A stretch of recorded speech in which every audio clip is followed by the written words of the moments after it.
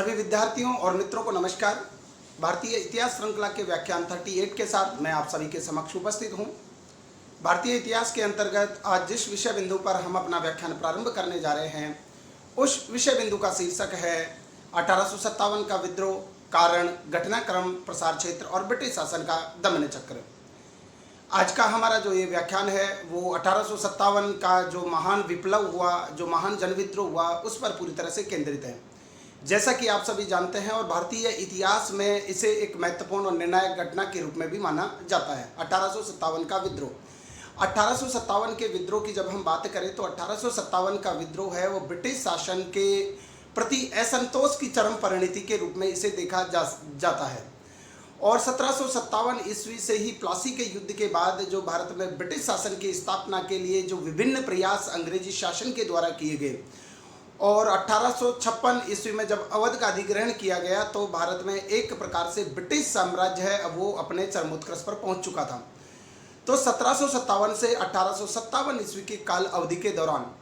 विभिन्न प्रकार के क्षेत्रों को जैसे जैसे ईस्ट इंडिया कंपनी या अंग्रेजों के द्वारा हस्तगत किया जाता रहा, तो वहाँ के स्थानीय लोगों ने अपने स्थानीय अपदस्थ जमींदार और शासक वर्ग, प्रशासकीय अधिकारियों के नेतृत्व में अपने विरोध की अभिव्यक्ति है वो विभिन्न रूपों में की। लेकिन 1757 से 1857 ईस्वी के बीच में जितने भी जनविद्रोह हुए वो सिर्फ स्थानीय समस्याओं से प्रेरित थे, स्थानीय क्षेत्र से उनका संबंध था, और कोई अखिल भारतीय या व्यापक क्षेत्र को कवरेज करते हुए उन्होंने ब्रिटिश शासन को कभी कोई सशक्त चुनौती है वो पेश नहीं की। लेकिन 1757 से 1857 ईस्वी के बीच में भारतीयों ने, चाहे भले ही स्थानीय स्तर पर हो, ब्रिटिश शासन के विरोध के खिलाफ एक लंबी श्रृंखला है वो विकसित की, जिन्हें हमने विभिन्न प्रकार के आदिवासी और किसानों के विद्रोह के रूप में देखा है। 1857 का विद्रोह एक प्रकार से हम कहें तो इन 1757 से और 1857 ईस्वी के बीच में जो स्थानीय स्तर पर अलग अलग समय में जो स्थानीय समुदाय को शामिल करते हुए जो जन विद्रोह हुए थे, उन जन विद्रोह की एक सर्वोत्कृष्ट पराकाष्ठा का सूचक है 1857 का विद्रोह। जब 1857 के विद्रोह में एक भारत का बहुत बड़ा हिस्सा है इसके प्रभाव क्षेत्र में आ गया और लोगों ने सिर्फ एक ही उद्देश्य से प्रेरित होकर के ब्रिटिश सत्ता को चुनौती दी, और उनका ये उद्देश्य था कि भारत में ब्रिटिश शासन की समाप्ति है वो होनी चाहिए। भले ही वो पुनः स्थापना के प्रयासों के लिए संघर्षरत कर रहे हों, लेकिन भले ही उनके पास कोई प्रगतिशील या राष्ट्रवादी दृष्टिकोण उस समय नहीं रहा हो, लेकिन विद्रोहियों ने जिस प्रकार से पूरे उत्तर भारत, मध्य भारत और हम कहें कि पश्चिमोत्तर सीमांत एजेंसी के कुछ इलाकों में जो ब्रिटिश सत्ता को जो सशक्त चुनौती पेश की गई, वो अपने आप में बहुत महत्वपूर्ण स्थान रखती है। तो आज का हमारा पूरा का पूरा जो ये व्याख्यान है इसी 1857 के विद्रोह पर केंद्रित है, जिसके अंतर्गत आज हम बात करने जा रहे हैं कि 1857 के विद्रोह जो कि एक व्यापक जन विद्रोह के रूप में माना जाता है, और जिसको लेकर के इतिहासकारों के अलग अलग मत हैं कि इस विद्रोह को कुछ लोग कहते हैं कि एक सैनिकों का विप्लव था, कुछ लोग कहते हैं कि ये हिंदू और मुसलमानों के ब्रिटिश शासन के खिलाफ एक संयुक्त षड्यंत्र का परिणाम था। वहीं राष्ट्रवादी सोच से अपना मत रखने वाले इतिहासकारों के समूह का कहना है कि ये भारत का प्रथम स्वतंत्रता संघर्ष था, भारत का एक राष्ट्रीय स्वाधीनता की दिशा में एक कदम था। ये इसके अलग अलग मत हैं 1857 के विद्रोह के बारे में। लेकिन आज हम जो बात करने जा रहे हैं इस व्याख्यान के अंतर्गत वो है कि 1857 के विद्रोह के कारण क्या थे, इसका घटनाक्रम किस प्रकार से चला और इसका प्रसार है वो किन किन क्षेत्रों में हुआ है। 1857 का जो विद्रोह हुआ उसकी चिंगारी है किन किन क्षेत्रों में फैली, और ब्रिटिश शासन ने 1857 के विद्रोह का दमन करने के लिए किस प्रकार की नीतियों का, किस प्रकार के उपायों का सहारा लिया, इसको हम पूरे व्याख्यान के माध्यम से आज समझने जा रहे हैं। तो इस व्याख्यान को हम भली प्रकार से समझने के लिए कुछ बिंदुओं के माध्यम से हम अपनी बात है उसको प्रारंभ करेंगे। सबसे पहले आज हम बात करेंगे इस 1857 के विद्रोह की पृष्ठभूमि, अर्थात इसको मोटे तौर पर हम किस रूप में जान सकते हैं, इसके बैकग्राउंड में कौन से तत्व कार्य कर रहे थे। दूसरे बिंदु के अंतर्गत हमारी बात होगी 1857 के विद्रोह के कारणों की। विद्रोह के बहुत सारे कारण रहे हैं, जैसे राजनीतिक, प्रशासनिक, आर्थिक, सामाजिक, धार्मिक, सैनिक और तात्कालिक कारण। तीसरे बिंदु के अंतर्गत हम बात करेंगे कि विद्रोह की शुरुआत कैसे हुई, क्यों हुई, और उसका बाद में इस विद्रोह का उत्तरोत्तर विकास है वो कैसे हुआ, अर्थात उसके घटनाक्रम को हम तीसरे बिंदु के अंतर्गत समझने का है वो प्रयास करेंगे। चौथे बिंदु के अंतर्गत हमारी बात होगी कि विद्रोह का प्रसार है वो किन क्षेत्रों में हुआ और विभिन्न क्षेत्रों में जो विद्रोहियों को जो नेतृत्व प्रदान किया, ऐसे प्रमुख विद्रोही नेता है वो अलग अलग क्षेत्रों में कौन थे। पांचवें बिंदु के अंतर्गत हमारी बात होगी कि ब्रिटिश सत्ता का दमन चक्र है। इस विद्रोह को जो एक जन विप्लव जो प्रकट हो गया था, ब्रिटिश सत्ता के लिए जो चुनौती पेश हो गई थी, उस जन विद्रोह को दबाने के लिए ब्रिटिश सत्ता ने किस प्रकार का दमन चक्र है वो चलाया। छठे बिंदु के अंतर्गत हम बात करेंगे कि इस विद्रोह को दबाने में किन प्रमुख ब्रिटिश सैन्य अधिकारियों ने अपना जीवन कुर्बान किया या उन्होंने बहुत महत्वपूर्ण सेवाएं दे करके भारत में जो अंग्रेजी शासन जो समाप्त होने के कगार पर आ गया था उसको एक नया जीवन प्रदान किया, एक नई संजीवनी प्रदान की। इसकी बात हम छठे बिंदु के अंतर्गत करने जा रहे हैं। सातवें बिंदु के अंतर्गत हमारी बात होगी परीक्षा उपयोगी प्रश्नों पर, अर्थात इस टॉपिक से संबंधित परीक्षा उपयोगी प्रश्नों की प्रकृति किस प्रकार की हो सकती है और एग्जाम में किस तरह के प्रश्न है वो पूछे जाने की संभावना है। तो आज ये 7 बिंदुओं के माध्यम से आज हम 1857 के विद्रोह के कारण, घटनाक्रम, प्रसार क्षेत्र, ब्रिटिश शासन के दमन चक्र को समझने जा रहे हैं अपने इस व्याख्यान के माध्यम से। तो हम सबसे पहले बात कर लेते हैं कि 1857 के विद्रोह की अगर हमें बैकग्राउंड को देखना हो, इसकी पृष्ठभूमि को देखना हो और अगर इसमें एक संक्षिप्त इसका परिचय देना हो तो हम उसे किस प्रकार से देख सकते हैं। 1857 का जो विद्रोह है, जैसा कि मैंने कहा कि 1757 से 1857 ईस्वी के बीच में जो विभिन्न प्रकार के जन विद्रोह हुए, जिन्हें हमने किसान और आदिवासी विद्रोह के रूप में वर्गीकृत किया गया, उन्हीं किसान और जन विद्रोह की एक व्यापक परिणति के रूप में हम इसे देख सकते हैं। जब एक बहुत बड़े क्षेत्र में एक समान उद्देश्यों के लिए एक समान विद्रोही प्रकृति के पैटर्न के आधार पर ब्रिटिश सत्ता को एक सशक्त चुनौती है एक व्यापक जन समुदाय के द्वारा पेश की गई और इस व्यापक जन समुदाय में ब्रिटिश सत्ता को भारत में स्थापित करने वाले सैनिकों के द्वारा विद्रोह किया गया, उससे एक बहुत बड़ी है वो प्रेरणा मिली। तो 1857 के विद्रोह की अगर हम संक्षिप्त में परिचय दें, अगर हम संक्षिप्त में अपनी बात रखना चाहें तो उसके बारे में यही कहा जा सकता है कि 1757 से 1857 ईस्वी में जो विभिन्न प्रकार के जन विद्रोह हुए, ब्रिटिश शासन की शोषणकारी आर्थिक नीतियों के खिलाफ, ब्रिटिश शासन के प्रशासनिक ढांचे के खिलाफ, ब्रिटिश शासन के सेना, पुलिस, राजस्व और न्यायिक ढांचे के द्वारा जो भारत की जनता, किसानों, मजदूरों, यहाँ के आदिवासियों का जो शोषण किया जा रहा था, उस शोषणकारी अर्थतंत्र के खिलाफ जो विभिन्न प्रकार के जन विद्रोह हुए, उन्हीं जन विद्रोह की पराकाष्ठा के रूप में हम 1857 के विद्रोह को याद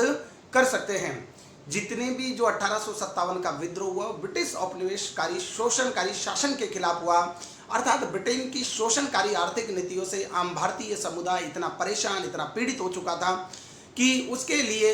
उसको ये लगने लगा था कि उसकी परंपरागत जो शासन व्यवस्था, परंपरागत शासकीय अधिकारी वर्ग है, वो इन विदेशी चरित्र वाले शासनकारी वर्ग से ज़्यादा अच्छे थे। तो ब्रिटिश औपनिवेशकारी शोषणकारी शासन है इस 1857 के विद्रोह के मूल में था। स्वरूप को लेकर के भी कोई एक मत नहीं है। कुछ लोगों ने 1857 के विद्रोह को राष्ट्रीय स्वतंत्रता का प्रथम संघर्ष का, कुछ लोगों ने कहा कि ये सैनिकों का विप्लव था, कुछ लोगों ने कहा है कि बड़ा व्यापक जन विद्रोह था जिसमें हम राष्ट्रीयता के तत्वों को अनुपस्थित पाते हैं। कुछ लोगों ने इसे हिंदू और मुसलमानों का, ईसाइयों के खिलाफ एक षड्यंत्र के रूप में कहा, कुछ लोगों ने इसे सभ्यता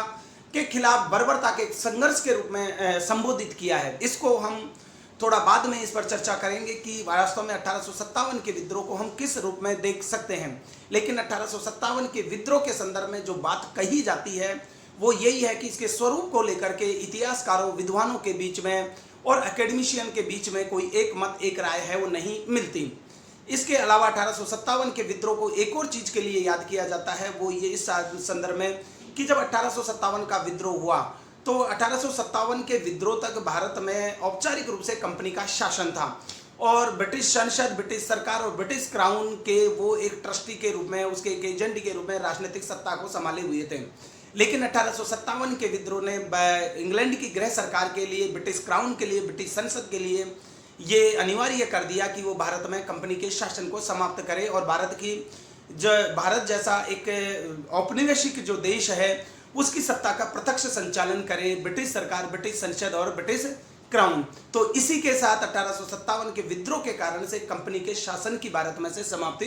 हो जाती है और क्राउन के प्रत्यक्ष सत्ता की शुरुआत हो जाती है। अर्थात अब कंपनी की किसी भी रूप में कंपनी के डायरेक्टरों की सत्ता को पूरी तरह से उन्मूलन कर दिया गया 1857 के विद्रोह के बाद। तो 1857 के विद्रोह को अगर हम मोटे तौर पर कुछ बातों के संदर्भ में याद रखना हो तो हम ये कह सकते हैं कि ये एक बहुत बड़े व्यापक जन विद्रोह है, उसका एक परिणाम था। औपनिवेशकारी शोषण की प्रवृत्ति है इसके मूल में थी। विद्वानों के बीच में इसके स्वरूप को लेकर के एक राय नहीं है और इस 1857 के विद्रोह के कारण से कंपनी के शासन की भारत में से औपचारिक रूप से समाप्ति हो जाती है और क्राउन के प्रत्यक्ष सत्ता है उसकी शुरुआत हो जाती है। अब हम 1857 के विद्रोह के कौन कौन से कारण थे उसको समझने का प्रयास है वो करते हैं। 1857 के विद्रोह के कारणों की जब हम बात करें तो विद्रोह के कारणों को हम कुछ एक विशेष सेगमेंट के आधार पर अलग अलग भागों में वर्गीकृत कर सकते हैं। 1857 के विद्रोह के हम राजनीतिक कारण उसके पृष्ठभूमि में दिखाई देते हैं, प्रशासनिक कारण दिखाई देते हैं, आर्थिक कारण दिखाई देता है, सामाजिक सांस्कृतिक कारण दिखाई देते हैं, सैनिक कारण भी इसके मूल में विद्यमान थे प्रमुखता से। और सैनिक असंतोष के कारण से ही ये विद्रोह है वो तात्कालिक रूप में प्रकट है वो होता है। इसके अलावा तात्कालिक कारणों की भी हम चर्चा है इस बिंदु के अंतर्गत करने जा रहे हैं। अगर हम 1857 के विद्रोह की बात करें तो इसके मूल में हम राजनीतिक कारणों को, जिन राजनीतिक कारणों को रख सकते हैं तो उन राजनीतिक कारणों में अगर हम देखें तो जैसा कि आप सभी जानते हैं कि 1757 से ब्रिटिश ईस्ट इंडिया कंपनी ने भारत के विभिन्न राज्यों के आंतरिक मामलों में हस्तक्षेप करने की नीति के माध्यम से धीरे धीरे एक राजनीतिक शक्ति के रूप में स्वयं को स्थापित करना प्रारंभ किया और इसकी शुरुआत वो प्लासी के युद्ध से शुरुआत है वो हो जाती है। बाद में 1764 ईस्वी के बक्सर के युद्ध में 3 भारतीय शक्तियों के ऊपर उसकी एक निर्णायक जीत है वो हासिल होती है और 1772 ईस्वी में बंगाल वो इलाका था, बंगाल वो क्षेत्र था जहाँ पर कंपनी की प्रत्यक्ष शासन सत्ता की शुरुआत है वो होती है। तो एक प्रकार से हम कहें कि 1772 ईस्वी से बंगाल पर प्रत्यक्ष शासन सत्ता की शुरुआत के साथ ही भारत में ईस्ट इंडिया कंपनी भारत की एक प्रमुख समकालीन राजनीतिक शक्ति है वो उसके रूप में उभर करके आती है। बाद में उसके विभिन्न प्रकार के आर्थिक कारणों के कारण, ब्रिटिश सरकार की गृह देश की आर्थिक आवश्यकताओं की पूर्ति के कारण, औद्योगिक क्रांति के उत्पादों को भारत में खपाने के कारण सहने एक एक करके समस्त भारतीय शक्तियों को पराजित करके उनके क्षेत्रों का अधिग्रहण कर लिया जाता है या उनको ब्रिटिश अधीनस्थता को स्वीकार करने के लिए मजबूर कर दिया जाता है। तो इसके कारण से बहुत सारे जो परंपरागत शासकीय अधिकारी वर्ग है, प्रशासकीय अधिकारी वर्ग है और जो राजा है उनको अपनी सत्ता से हाथ धोना पड़ता है। और जब इस सत्ता से जब ये हाथ धो दिया जाता है तो बहुत सारे जो इन परंपरागत राजवंशों के साथ जुड़े हुए प्रशासकीय अधिकारी, कर्मचारी और जो सांस्कृतिक वर्ग है वो एक तरह से अपने काम धंधे से है वो हाथ धो बैठता है, वो पूरी तरह से सड़कों पर आ जाता है और उसके जीवन की आर्थिक दशा है वो बहुत खराब हो जाती है। तो राजनीतिक कारणों के रूप में हम इन सब बातों को रख सकते हैं कि विभिन्न राज्यों की सत्ता का अधिग्रहण किया गया, परंपरागत शासकीय वर्ग है वो सत्ता से बेदखल हो जाता है। इसके अलावा हमने देखा कि वेलेजली की सहायक संधि ने किस प्रकार से भारतीय राज्यों को आंतरिक और बाह्य सुरक्षा का आश्वासन देकर के किस प्रकार से अपने बिछाए गए जाल के अंदर उनको फंसा लिया, जिसके फलस्वरूप जितने भी भारतीय राज्य थे ज़्यादातर जो कि स्वतंत्रता और स्वायत्ता का उपभोग करते थे वो अपनी स्वतंत्रता स्वायत्ता का उपभोग है वो एक स्वतंत्रता और स्वायत्ता की जो उपभोग करते थे उससे वो हाथ धो बैठते हैं और वो किसी न किसी रूप में प्रत्यक्ष रूप से अप्रत्यक्ष रूप से ब्रिटिश सत्ता की सर्वोच्चता के सिद्धांत को स्वीकार कर लेते हैं। तो वेलेजली की सहायक संधि ने भी वो राजनीतिक वेलेजली की सहायक संधि के फलस्वरूप भी वो परिस्थितियां पैदा हुई जिसके कारण से विभिन्न प्रकार के भारतीय क्षेत्रीय रियासतों को अपनी सत्ता से हाथ धोना पड़ा। बहुत सारे शासकीय वर्ग के अधीन यहाँ पर जो सेनाएं थे हैं वो विखंडित कर दी गई, विघटित कर दी गई। उन सैनिकों और इसके अलावा संबंधित राज्य की जो सुरक्षा का, आंतरिक स्वायत्ता बहाल करने का और विदेशी राज्यों से संबंध स्थापित करने का पूरा अधिकार है वो ब्रिटिश ईस्ट इंडिया कंपनी अपने ऊपर ले लेती है। तो राजनीतिक कारणों की संदर्भ की बात करें तो वेलेजली की सहायक संधि, इसके अलावा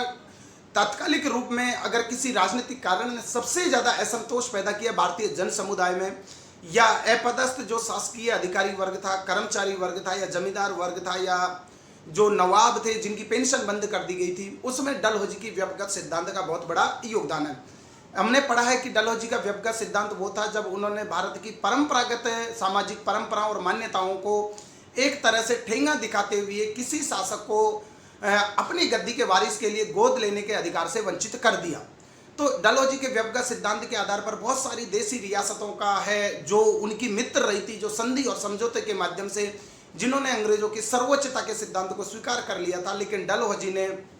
व्यक्तिगत सिद्धांत के माध्यम से बहुत सारी जो भारतीय जो राज्य थे उनका अधिग्रहण किया। इसके अलावा डलहौजी ने जो भूतपूर्व शासक के जो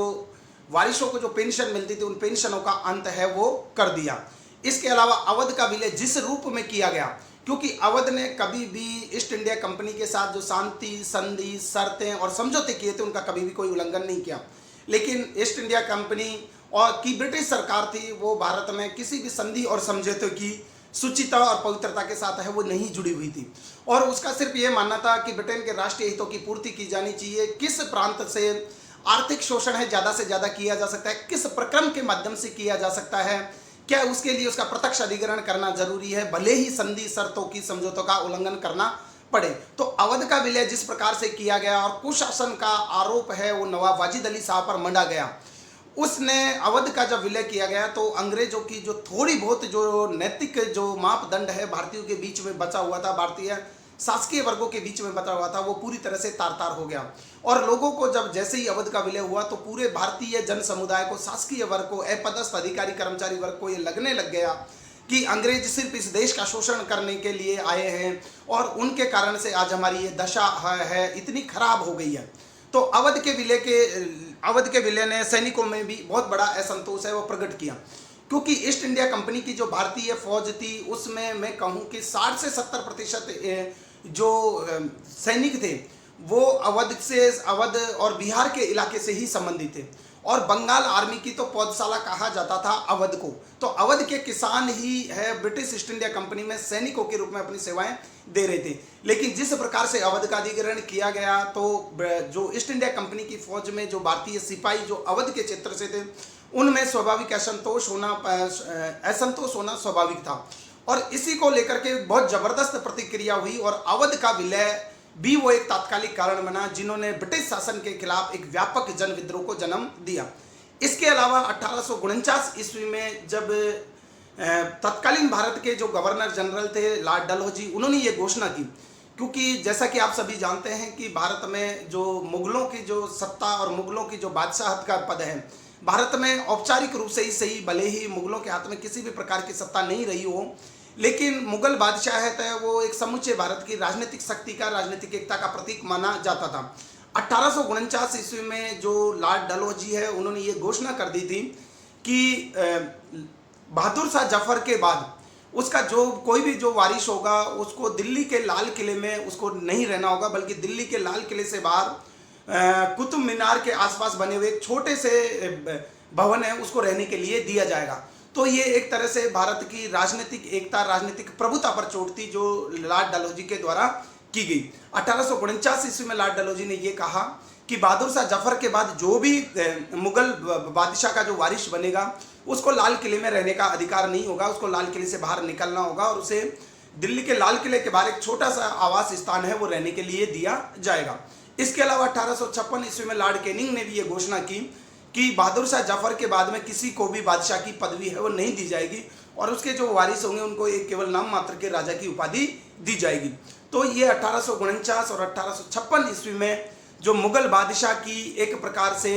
जो औपचारिक जो सत्ता कुछ वैसे ही नाम मात्र के दिखावे के लिए विद्यमान थी उसको भी पूरी तरह से समाप्त करने की डिक्लेरेशन है इन दो घोषणाओं के माध्यम से की गई। तो बादशाह के संदर्भ में जब इस प्रकार की घोषणा की गई तो भारत का जो जन समुदाय था, शासकीय अधिकारी वर्ग है और स्थानीय जो शासक है जो किसी ना किसी रूप में आज भी मुगल बादशाह को अपना सबसे बड़ा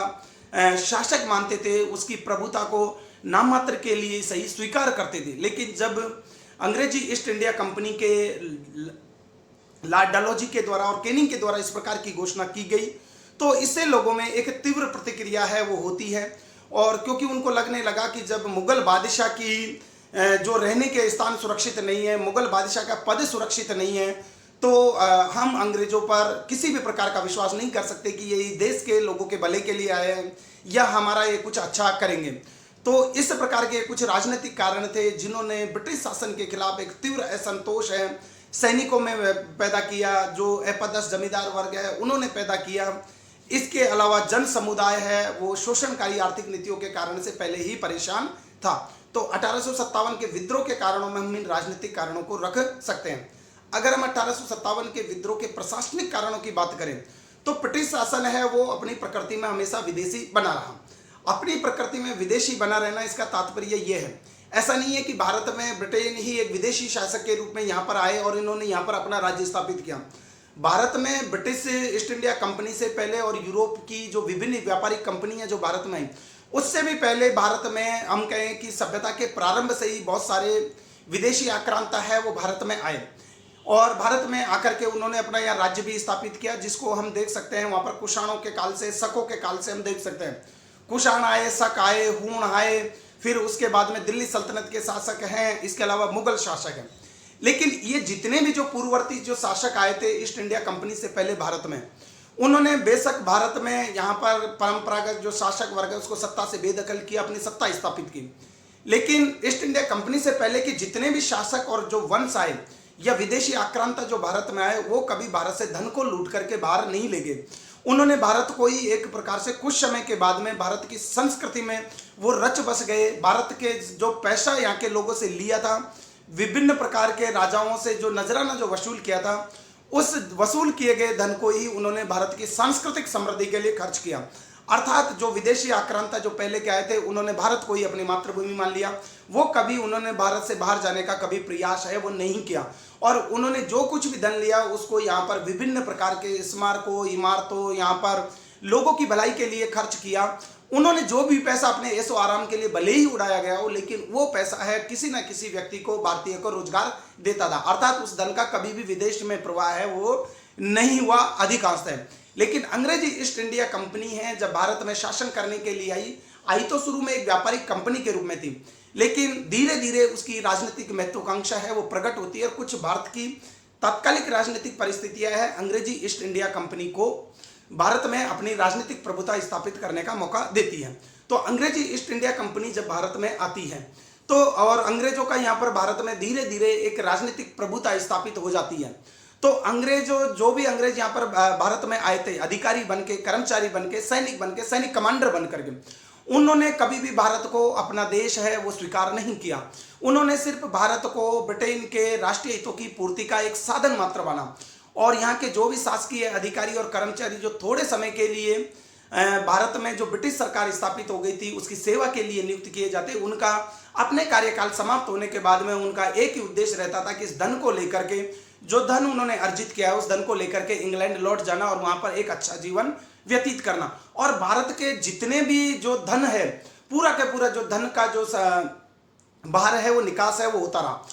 ईस्ट इंडिया कंपनी के अधीन जो भी अंग्रेज आए, बाद में 1858 के बाद में जब क्राउन की प्रत्यक्ष सत्ता स्थापित हो गई तो भारत में जितने भी ब्रिटिश पूंजीपति आए जिन्होंने यहाँ पर अपनी संपत्ति निवेश की, उन्होंने केवल एक लाभांश की खातिर अपनी संपत्ति पूंजी है यहाँ पर लगाई थी, लेकिन उन्होंने कभी भी इस भारत को अपनी भूमि नहीं माना और उनका विदेशी चरित्र है वो बना रहा। और जब भारतीयों को भी ये लगने लग गया कि ये इस देश को अपना नहीं मानते, अपितु यहाँ से जो पैसा जो धन संपत्ति इकट्ठा कर रहे हैं, कच्चे कपास और जो कच्चा रेशम है उसके कच्चे माल के रूप में बाहर आपूर्ति की जा रही है, ये ब्रिटिश शासन है, ये भारत को एक असभ्य देश मानते हैं, भारतीय भूमि के साथ इनका कोई लगाव नहीं है, भारत के साथ लोगों के साथ कोई लगाव नहीं है और ये एक विदेशी है और इन विदेशियों का कुछ समय के बाद अपने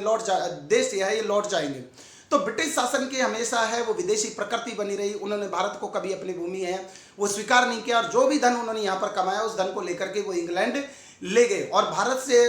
जो भी धन यहाँ पर कमाया उसके भारत के विकास में, भारत के आधुनिकीकरण में उस धन का कोई योगदान नहीं था, अपितु भारत को इन अंग्रेजों के शासकीय अधिकारी और कर्मचारियों के द्वारा जो धन का निष्कासन किया गया उसके कारण से भारत आर्थिक बदहाली, तंगी का शिकार हो गया, भारत पूरी तरह से गरीब बन गया। तो ब्रिटिश शासन की विदेशी प्रकृति है वो बरकरार रहती है और भारत के लोगों को भी ये लग गया कि इन देशों का यहाँ के सामाजिक रीति रिवाजों परंपराओं के साथ में कोई सरोकार नहीं है। तो ये बहुत बड़ा एक कारण था जिसने ब्रिटिश शासन के खिलाफ आम भारतीय जन समुदाय में घृणा की भावना है वो उत्पन्न की, कुछ छोटे से स्वार्थी वर्गों को छोड़कर। ब्रिटिश शासन ने जैसा कि मैंने अपने पूर्ववर्ती व्याख्यानों में कहा है कि 1772 ईस्वी में जब बंगाल पर ब्रिटेन की प्रत्यक्ष शासन सत्ता स्थापित होती है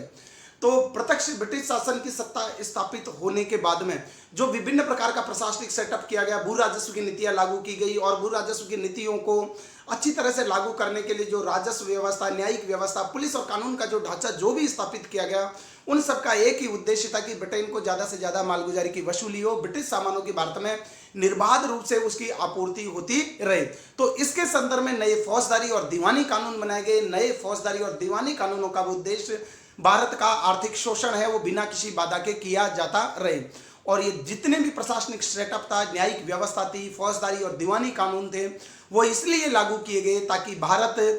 से संपत्ति वसूल करने में अंग्रेजों को किसी भी प्रकार की दिक्कतों का सामना नहीं करना पड़े। और अगर दिक्कतें आती है तो इन प्रशासनिक सेटअप के माध्यम से, इस न्यायिक व्यवस्था का सहारा लेकर के, इस नए फौजदारी दीवानी कानून का सहारा लेकर के भारतीय लोगों को उत्पीड़ित किया जा सके, प्रताड़ित किया जा सके और उनको यातनाएं देकर के ब्रिटिश आर्थिक शोषण को एक प्रकार से वैधता प्रदान की जा सके। तो शासन में नए फौजदारी और दीवानी कानून है, उन्होंने भी आम जनमानस में असंतोष पैदा किया, क्योंकि नए फौजदारी और दीवानी कानून है। बाद में शुरुआत में तो भारतीय परंपराओं का पालन किया जाता था, लेकिन सैन्य इन फौजदारी और दीवानी कानूनों का भी आंग्लीकरण कर दिया गया। और जो न्यायिक व्यवस्था स्थापित की गई थी, भारतीय लोगों को न्याय की राहत प्रदान करने के लिए जो दिखावा किया गया था, वो पूरी व्यवस्था है वो बहुत बड़ी महंगी थी और अनपढ़ और जो गांव के लोगों के लिए, देहात के लोगों के लिए वो समझ से बाहर थी। उसके लिए बड़ी महंगी न्यायिक प्रणाली थी और इस न्यायिक प्रणाली ने एक प्रकार से ब्रिटिश शोषणकारी शोषक समूह को ही वरीयता प्रदान की, उसके हितों में ही इसने कार्य किए। इसके अलावा न्यायालयों में फारसी के बदले अंग्रेजी को वरीयता दी गई। उस अंग्रेजी को आम जो भारतीय है वो समझ नहीं सकते थे। इसके कारण से भी भारतीय लोगों को कभी भी इस ब्रिटिश न्यायिक व्यवस्था में उस तरह का न्याय नहीं मिला जिस न्यायिक उद्देश्यों की वो इच्छा रखते थे। पुलिस हमेशा है वो शोषणकारी बनी रही। पुलिस की सृजन है वो लॉर्ड कॉर्नवालिस ने किया था और इस पुलिस का जो सृजन इसीलिए किया गया था ताकि विभिन्न इलाकों में जो डकैती होती है, जो व्यापारियों को जो लूटा जाता है, कानून व्यवस्था की जो समस्या उत्पन्न होती है, उस कानून व्यवस्था की समस्या को पूरी तरह से बहाल कर दिया जाए। विभिन्न प्रकार की डकैती, अपराध है और लूट का शोट जो व्यापारियों के साथ होती है, उस लूट का शोट है उसका एक तरह से पूरी तरह से उसका अंत कर दिया जाए। लेकिन अंग्रेजों का जो पुलिस का जो ढांचा था वो भी ब्रिटिश राज्य के उद्देश्यों की पूर्ति के लिए ही था। और इस समय 1859 ईस्वी में एक अधिकारी होते हैं अंग्रेज विलियम एडवर्ड। वो तो ये कहते हैं, जब 1857 के विद्रोह की पड़ताल होती है तो वो तो ये कहते हैं कि भारत के लोग पुलिस को एक कोड के समान समझते थे और पुलिस ने जितना उत्पीड़न किया, पुलिस ने जितना लोगों को लूटा और कसोटा, पुलिस ने जितना भ्रष्टाचार किया, पुलिस ने उतनी, उसके कारण से भारतीय जन समुदाय है वो ब्रिटिश शासन के प्रशासनिक ढांचे से नफरत करने लगा था। और बहुत सारे अंग्रेजों का तो ये भी मानना था, अंग्रेज हिस्टोरियन का ये मानना था कि भारत में जो पुलिस व्यवस्था स्थापित की गई थी उसके कारण से ही भारत के लोग वो अंग्रेजी शासन के विरोधी हो गए थे। और पुलिस ने हमेशा ब्रिटिश शासन के उद्देश्यों की पूर्ति की, ब्रिटिश शासन को आर्थिक हितों के लिए वो हमेशा तत्पर रही और उन्होंने जमींदारी शोषक वर्ग है उनको पूरा सपोर्ट किया कि वो भारत के लोगों से ज़्यादा धन संपत्ति है, धन संपदा है वो वसूल कर सके। और पुलिस का जो उत्पीड़न है, पुलिस का जो शोषण है आम भारतीय प्रजा के प्रति बहुत ही ज़्यादा वो बर्बरतापूर्वक रहता था और इसके कारण से भारत की जो आम पब्लिक है वो पुलिस को एक कोड के समान मानती थी। अर्थात ये एक ऐसी वो चीज़ है जिससे ये कभी निजात नहीं पा सकते। इसके अलावा प्रशासनिक जो ढांचा है उसकी जनता के हितों के प्रति एक नकारात्मक नजरिया था। उनकी भारतीय के जनता के प्रति कोई सहानुभूति, कोई संवेदनाएं नहीं थी। और जो विभिन्न प्रकार के जब अकाल पड़े 1757 से और 1857 ईस्वी के बीच में 12 यानी 12 ऐसे बड़े बड़े अकाल पड़े जिसमें लाखों की संख्या में लोग हैं वो सामानों की सही ढंग से आपूर्ति न हो पाने के कारण मारे गए। लेकिन ब्रिटिश जो भारत में जो कंपनी शासन का जो प्रशासनिक ढांचा स्थापित किया गया था उस प्रशासनिक ढांचे की भारतीय जनता अकाल में भूख के कारण से मर रही है, उसके कारण से अकाल में लाखों की संख्या में लोग जान गंवा रहे हैं। मिसमैनेजमेंट था, उसकी ओर कोई ध्यान नहीं दिया। उनका सिर्फ एक ही उद्देश्य था कि ज़्यादा से ज़्यादा ब्रिटिश हितों की पूर्ति है वो की जाए, ब्रिटेन के आर्थिक हितों को साधा जाए। और इसलिए जनता के हितों के प्रति उन्होंने एक नकारात्मक रुख है, नकारात्मक नजरिया है वो डेवलप कर रखा था। इसके अलावा जो प्रशासन के जो महत्वपूर्ण जो पद थे उन सब में भी आंग्लीकरण की नीति है उसको प्रमुखता से लागू किया गया था। आंग्लीकरण की नीति को प्रमुखता से लागू किया गया था। हमें इस संदर्भ में समझ सकते हैं कि प्रशासन के जितने भी बड़े पद थे यानी 500 रुपये वार्षिक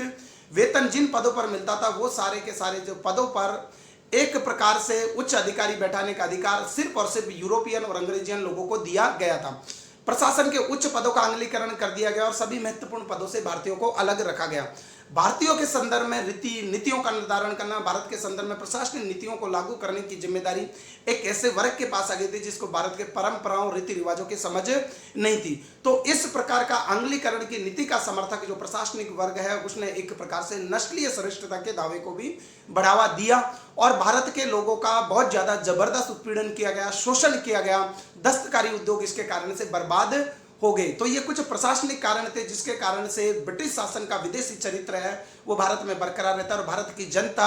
ब्रिटेन के साथ में ब्रिटेन की शासन की उसने कभी भी एक प्रकार से मन से स्वीकार नहीं किया, क्योंकि जिस प्रकार से इनकी नीतियां थी, जिस प्रकार से भारत का आर्थिक शोषण किया जा रहा था, उसके कारण से भारत की जनता में ब्रिटिश शासन के प्रति एक तीव्र घृणा है वो पैदा हो गई थी। तो इस कारण से भी 1857 के विद्रोह में बहुत सारे ऐसे प्रशासनिक कारण है, उनका समामेलन हो गया था जिसके कारण से ब्रिटिश हुकूमत को 1857 में भारतीयों की तरफ से एक सशक्त चुनौती है उसका सामना करना पड़ा। अब हम बात कर लेते हैं कि आर्थिक कारणों के बारे में हमने पूर्ववर्ती व्याख्यानों में विस्तृत चर्चा की है, लेकिन चूंकि 1857 के विद्रोह में आर्थिक कारणों की भूमिका थी इसलिए हम इस कारण की भी यहां पर चर्चा करने जा रहे हैं। आर्थिक कारणों की जब हम बात करते हैं तो ब्रिटिश व्यापार नीति में ब्रिटेन ने 1813 ईस्वी में भारत पर मुक्त व्यापार की नीति है वो लागू कर दी गई। लेकिन ब्रिटेन ने जितनी भी भारत में जो पश्चिम के प्रगतिशील विचारों को भारत के संदर्भ में लागू किया तो उसके संदर्भ में उन्होंने दोगला व्यवहार किया। पश्चिम के और यूरोप के सर्वश्रेष्ठ जो जनतांत्रिक मूल्यों को, प्रगतिशील मूल्यों को भारत के संदर्भ में जब लागू किया गया तो उन्होंने भारत के संदर्भ में सिर्फ अंग्रेजी हितों का ध्यान रखा और भारतीय हितों के साथ, भारतीय उद्योगों के साथ उनकी कोई हमदर्दी नहीं थी। तो ब्रिटिश व्यापारिक नीति के तहत जो मुक्त व्यापार की नीति भारत में लागू की गई उसमें ब्रिटेन की वस्तुओं को तो भारत में आने की बगैर किसी शुल्क के इजाजत दे दी गई, लेकिन उन्हीं भारतीय वस्तुओं को जब यूरोप में बेचा जाता था, उन्हीं भारतीय वस्तुओं को जब इंग्लैंड में बेचा जाता था, उन्हीं भारतीय वस्तुओं पर उसकी मूल कीमत से 300 से 400 गुना ज्यादा टैक्स है वो वसूल किए जाते थे, जिसके कारण से भारत के जो सामान है विदेशों में नहीं बिक पाते थे और भारत उस समय अपने उद्योगों को संरक्षण देने के लिए कुछ कर भी नहीं सकता था, क्योंकि भारत उस समय एक ऐसी विदेशी सत्ता के अधीन था। जिस विदेशी सत्ता का एक ही उद्देश्य था कि भारत के जितने भी जो हस्तशिल्प के माध्यम से जितना भी उत्पादन होता है उस हस्तशिल्प के उत्पादन को पूरी तरह से हतोत्साहित कर दिया जाए ताकि ब्रिटिश सामानों की भारत में निर्बाध रूप से आपूर्ति हो सके। भारत में किसी भी प्रकार का कोई सामान नहीं बनना चाहिए, क्योंकि भारत में जब किसी भी प्रकार का कोई सामान नहीं बनेगा तो ब्रिटेन की औद्योगिक क्रांति के फलस्वरूप जो विभिन्न कारखानों में जो सामान बन गए हैं तो वो सामानों की आसानी से भारत में है वो पूर्ति है वो की जा सकेगी, आसानी से उनको बेचा जा सकेगी। ब्रिटिश व्यापारिक नीति थी जिसने भारत में विभिन्न प्रकार के दस्त शिल्प है, लघु शिल्प है और घरेलू कामकाज के माध्यम से जो विभिन्न प्रकार की वस्तुओं का उत्पादन होता था उन सबको एक तरह से इसने बर्बाद कर दिया, उनका पतन हो गया और उस हस्तशिल्प से जुड़े हुए दस्तकार है, कारीगर है, वो बिल्कुल आर्थिक बदहाली और तंगी का शिकार है वो हो गए। तो ब्रिटिश व्यापारिक नीति है वो एक तरफा थी, दोगला व्यवहार वाली थी। भारत के संदर्भ में भारत को ब्रिटिश वस्तुओं से पूरी तरह से पाट दिया गया, लेकिन भारत की वस्तुएं विदेशी बाजारों में नहीं बिके, इसके लिए भारतीय वस्तुओं पर बहुत बड़े कर है और टैक्स है उसका आरोपण कर दिया गया। इसके अलावा अगर हम ब्रिटिश आर्थिक नीतियों की बात करें तो भू राजस्व की नीतियां, क्योंकि भारत में ब्रिटेन को सबसे ज्यादा जो धन, पूंजी और संपदा जो इकट्ठी होती थी वो विभिन्न प्रकार की मालगुजारी और लगान के माध्यम से होती थी। इसलिए अंग्रेजों ने जिन जिन क्षेत्रों को जीता वहां पर अलग अलग प्रकार के भू राजस्व सेटलमेंट किए। कुछ क्षेत्रों में स्थायी बंदोबस्त की व्यवस्था की गई, कुछ क्षेत्रों में रैयतवाड़ी की व्यवस्था की गई, कुछ क्षेत्रों में महलवाड़ी की व्यवस्था की गई। भू राजस्व की जितनी भी नीतियां थी उन सबका उद्देश्य अंग्रेजी हुकूमत का, भारत में ईस्ट इंडिया कंपनी की हुकूमत का किसानों के हितों से, जमीन की पैदावार से कोई सरोकार नहीं था। उनका यह उद्देश्य था कि जिस किसी भी अच्छी सेटलमेंट की नीति के माध्यम से ज्यादा धन की वसूली मालगुजारी के रूप में की जा सके, हम उसको अपनाएंगे। और इसके लिए उन्होंने विभिन्न प्रकार की भू राजस्व की नीतियां ज्यादा से ज्यादा धन की वसूली के लिए लागू की और उनकी ज्यादा से ज्यादा धन की वसूली में, उनके मालगुजारी की वसूली में, लगान की वसूली में जो मदद की वो ब्रिटिश भारत में तथाकथित सुचिता की अवधारणा पर आधारित स्थापित न्यायिक ढांचे ने की, पुलिस ढांचे ने की, प्रशासनिक ढांचे ने इस ज्यादा से ज्यादा मालगुजारी वसूल करने में सहयोग है वो दिया। तो भू राजस्व नीति के कारण से भारत का जो परंपरागत कृषि तंत्र है, भारत का ग्रामीण खेती तंत्र है वो पूरी तरह से बर्बाद हो गया। किसानों ने खेती करना छोड़ दिया। किसानों की जमीन है वो एक ऐसे वर्ग के हाथों में चली गई जिनका जमीन के उत्पादन से कोई वास्ता नहीं था। मैं बात कर रहा हूं यहाँ पर लगान की वसूली करने वाले बिचौलिए, ठेकेदार, साहूकार और महाजन वर्ग। और इसके अलावा जो अनाजी फसल की जगह, जो अनाज की खेती की जगह नकदी फसलों के उत्पादन है उसको प्रोत्साहन दिया गया। तो इस मिलाकर के देखा जाए तो ब्रिटेन की भू राजस्व नीतियों के कारण भारत का पूरा ग्रामीण ढांचा है वो पूरी तरह से चरमरा उठा। खेतीहर अर्थव्यवस्था है वो बर्बाद हो गई और गांव का जो सामुदायिक ढांचा जो सामाजिक सह बंधुत्व पर आधारित था वो ब्रिटिश भू राजस्व की आर्थिक नीतियों के कारण से पूरी तरह से बर्बाद हो जाता है, जिसके कारण से पूरे के पूरे जो भारतीय में ब्रिटिश शासन के प्रति एक जबरदस्त आंतरिक प्रतिक्रिया है पहले से ही विद्यमान थी और छिटपुट विद्रोह के माध्यम से प्रकट भी हो रही थी। और 1857 के विद्रोह में इसका एक विस्फोट, एक आक्रामक रूप है वो देखने को मिलता है। बेंटिंग के द्वारा जो बंगाल के गवर्नर जनरल थे 1828 से 35, बेंटिंग ने क्या किया कि कुछ इलाकों में जो परंपरागत जो लगान वसूली करने वाले जो जमींदार थे उनको कर मुक्त भूमि दी जाती थी। लेकिन बेंटिंग के समय से जितने भी जो भारत में जो गवर्नर जनरल बनकर के आए उन्होंने एक प्रयास किया कि जिनको भी कर मुक्त भूमि मिली हुई है उन कर मुक्त भूमि को उनसे वापस हस्तगत कर लिया जाए और उन पर भी टैक्स लगा दिया जाए। इस दिशा में सबसे पहला प्रयास किया था बेंटिंग के द्वारा। तो बेंटिंग के द्वारा राजस्व मुक्त भूमि जमींदारों से छीनने की कोशिश की गई और बाद में इसी प्रक्रिया को जारी रखा गया। इसी प्रकार जब बंबई में इनाम कमीशन जब गठित हुआ तो इनाम कमीशन ने 2000 जागीरें ऐसी थी जिन पर टैक्स नहीं लिया जाता था, जिन पर भूमि कर वसूल नहीं किया जाता था विभिन्न कारणों के चलते परंपरागत व्यवस्था में, लेकिन इनाम कमीशन ने ऐसी 200 जागीरों को हस्तगत कर लिया। अवध के कमिश्नर थे जॉर्ज कवरली ने बहुत से तालुकदारों से उनके पदों को छीन लिया। जब 1856 में अवध का अधिग्रहण कर लिया गया तो अवध की शक्ति के बहुत बड़े केंद्र थे अवध के तालुकदार और जमींदार। और ये कहा जाता है कि 1856 के अगर मैं डेटा की बात करूं तो अवध की जितनी भी जमीन थी उसमें 70% जमीन है वो तालुकदारों के कब्जे में थी। लेकिन अवध का जो नए राजस्व कमिश्नर बने जॉर्ज कवरली, उन्होंने कहा कि तालुकदारों के माध्यम से उनको जितनी भू राजस्व की वसूली होनी चाहिए उतनी भू राजस्व की वसूली है वो नहीं हो पा रही है। तो अवध के कमिश्नर जॉर्ज कवरली के कहने पर बाद में जो तालुकदारों के पास जो 70 से 75% भूमि है उसका अधिकार था उसकी संख्या 30 से 33% के पास में रह जाती है। अर्थात बहुत सारे तालुकदारों को उनके जमीन के वंशानुगत अधिकारों से, परंपरागत अधिकारों से, लगान वसूल करने के अधिकारों से बेदखल कर दिया जाता है। तो बहुत सारे तालुकदार है जब उनकी आजीविका के स्रोत छिन गए, उनकी वो सामाजिक पद प्रतिष्ठा है उसको समाप्त कर दिया गया। तो ये अवध के तालुकदार ही थे जिन्होंने अवध में जब उत्तर प्रदेश में बहुत बड़ा एक विद्रोह हुआ 1857 में, तो तालुकदारों ने उसको नेतृत्व प्रदान किया। तो तालुकदारों का असंतोष वो बहुत बड़ा कारण था जिसके कारण से अवध में जो विद्रोह है इतना व्यापक रूप ले लेता है और अवध के में ही ब्रिटिश शासन को अवध के विद्रोह को दबाने के लिए एक प्रकार से बहुत बड़ी मेहनत करनी पड़ी। अगर अवध के तालुकदारों को उनके तालुकदारी अधिकार से वंचित नहीं किया जाता तो ब्रिटिश हुकूमत को इतनी दिक्कत नहीं आती। लेकिन तालुकदारों को जिस तरह से उनके परंपरागत जमीनी अधिकारों से वंचित किया गया, उनके लगान वसूली करने के अधिकारों से वंचित किया गया, उसके कारण से अवध के इन तालुकदारों ने जो विद्रोह हुआ और जिसमें सैनिकों के असंतोष के कारण से विद्रोह हुआ, बाद में जिसमें आम जनता है वो शामिल हो गई। तो आम जनता के विद्रोह का नेतृत्व किया इन अवध के तालुकदारों ने। इसके अलावा अगर हम बात कर सकते हैं कि सामाजिक और धार्मिक कारण, ब्रिटिश हुकूमत ईस्ट इंडिया कंपनी के रूप में जब भारत में स्थापित हुई तो उन्होंने शुरुआत में ये प्रयास किया था कि भारत के सामाजिक और धार्मिक मामलों में किसी भी प्रकार का कोई हस्तक्षेप है वो नहीं किया जाए। और उन्होंने 1813 ईस्वी तक इस नीति को लगातार उन्होंने बरकरार भी रखा। लेकिन 19वीं सदी के प्रारंभिक दशकों में ब्रिटेन में विभिन्न प्रकार की विचारधाराओं के उदय के कारण से और जिस तरह से ईस्ट इंडिया कंपनी की जो चार्टर का नवीनीकरण किया जा रहा था तो उस समय कुछ प्रगतिशील विचारधाराओं के दबाव में आकर के 1813 ईस्वी के चार्टर में पहली बार इस बात का प्रावधान किया गया कि भारत में ईसाई मिशनरियों को आने की और धर्म प्रचार करने की छूट है वो दे दी गई। तो 1813 ईस्वी के बाद ईसाई मिशनरियों को खुल करके अपना धर्म प्रचार करने की छूट दे दी गई और कुछ उत्साही अंग्रेज अधिकारी और कर्मचारी है उन्होंने ईसाई मिशनरियों के धर्मांतरण के कार्य में सहयोग किया। और ईसाई मिशनरियों की जिस प्रकार की गतिविधियां सेना में बढ़ गई थी, विभिन्न स्कूलों में बढ़ गई थी और विभिन्न प्रकार के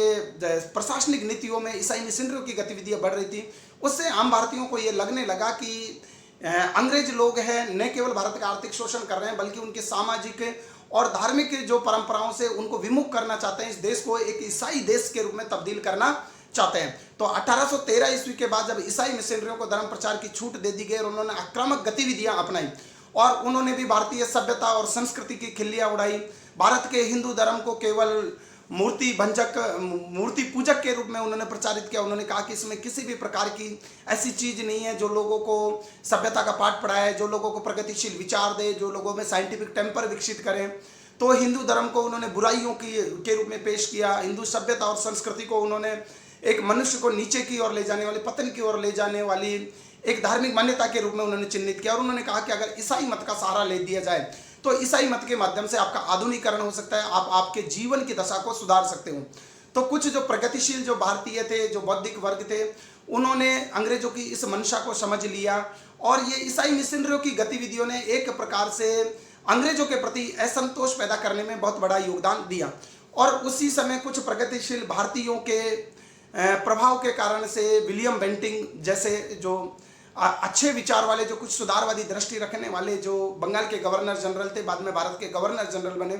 उन्होंने सती प्रथा जैसा एक्ट बनाया। इसी प्रकार केनिंग के समय में विधवा पुनर्विवाह कानून जैसे कि बने।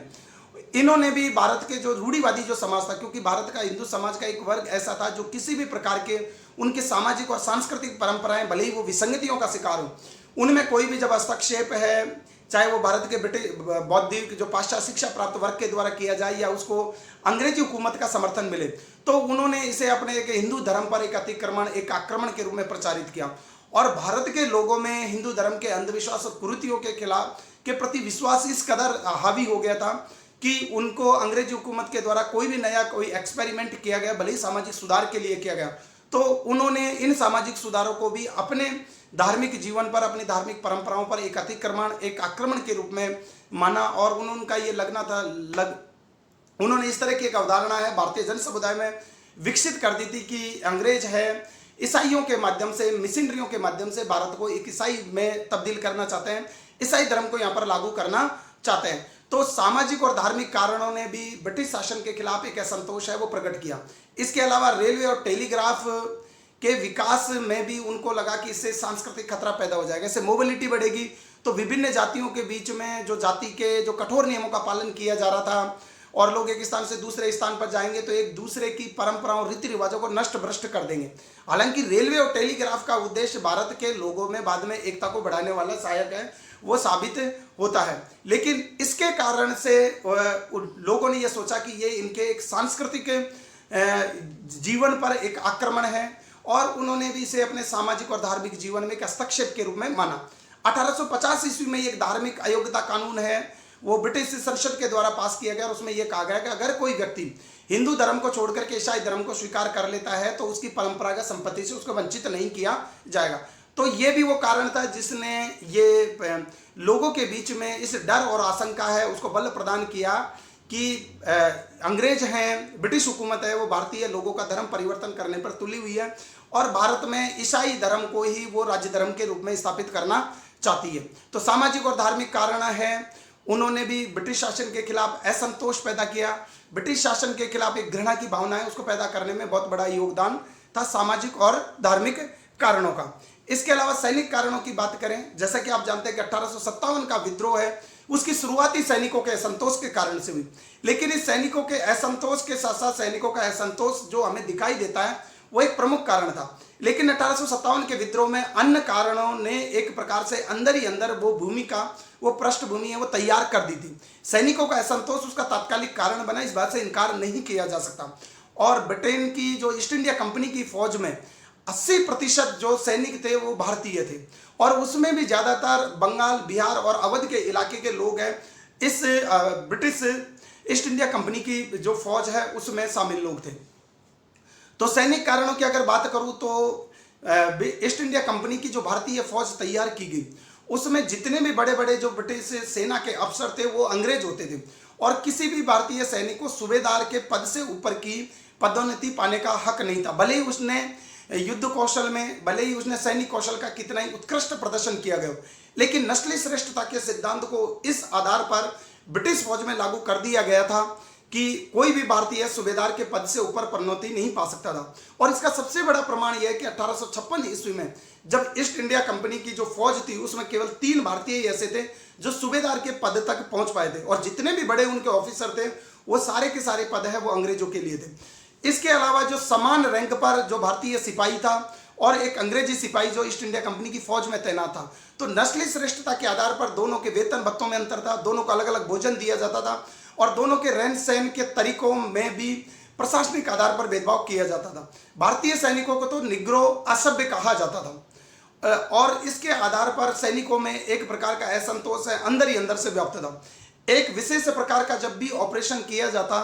तो भारत से संबंधित सैनिक को उसके लिए कम वेतन दिया जाता, जबकि जो अंग्रेजी मूल का जो सैनिक था उसको ज़्यादा वेतन दिया जाता था।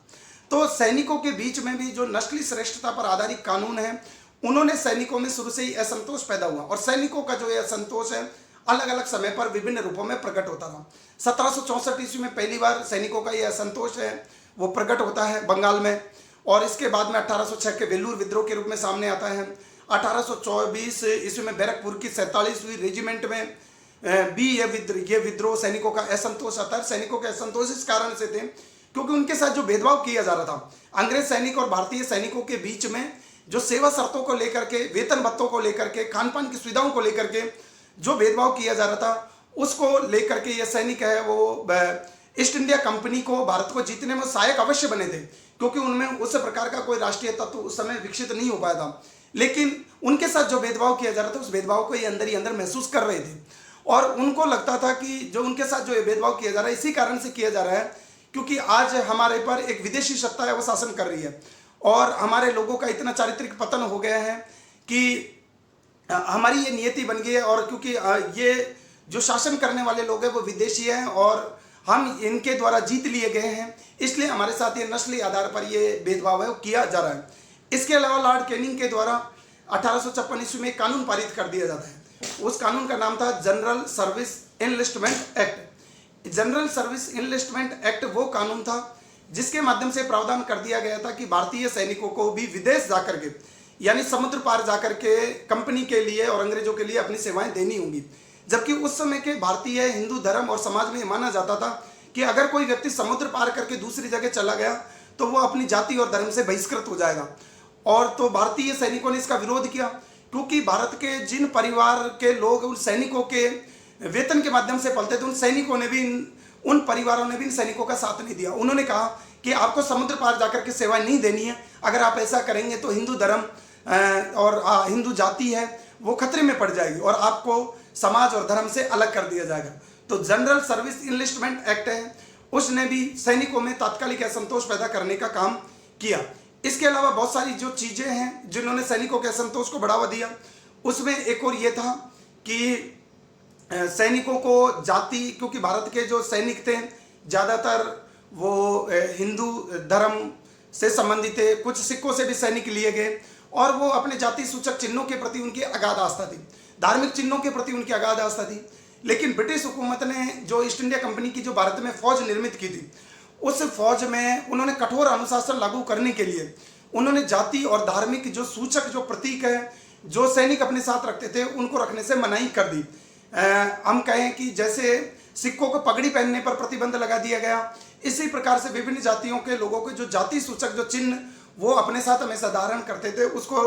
उन्होंने धारण करने से इनकार कर दिया। तो सैनिकों के में इस कारण से भी असंतोष है वो पैदा हो गया। जबकि परंपरागत जो राजाओं के अधीन जो सैनिक काम करते थे वो अपने जाति सूचक चिन्हों को और अपने धार्मिक सूचक चिन्हों को अपने साथ में वो रखा करते थे और उससे परंपरागत शासक वर्ग को कोई दिक्कत नहीं होती थी। तो सैनिकों के धार्मिक और सामाजिक और सांस्कृतिक भावनाओं को भी नस्ली शासन के इन श्रेष्ठतापूर्ण कानूनों के कारण से बहुत ज़्यादा चोट पहुंची। तो सैनिकों का असंतोष है वो लगातार बढ़ता जा रहा था। इसके अलावा अगर हम इस विद्रोह के तात्कालिक कारणों की बात करें तो चर्बी लगे कारतूसों का प्रयोग आरंभ करना 1857 के विद्रोह का तात्कालिक कारण बना। हम इसे इस रूप में समझ सकते हैं कि सबसे पहले जब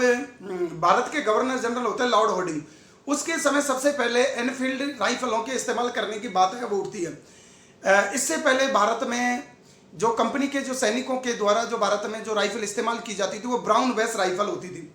अब लॉर्ड हार्डिंग के समय सबसे पहली बार एक पायलट प्रोजेक्ट के रूप में ये बात आई कि ये ब्राउन बेस राइफलें हैं, इतनी उपयोगी नहीं रह गई है और इनके स्थान पर नई एनफील्ड राइफलों का इस्तेमाल किया जाए। लेकिन उन नई एनफील्ड राइफलों के इस्तेमाल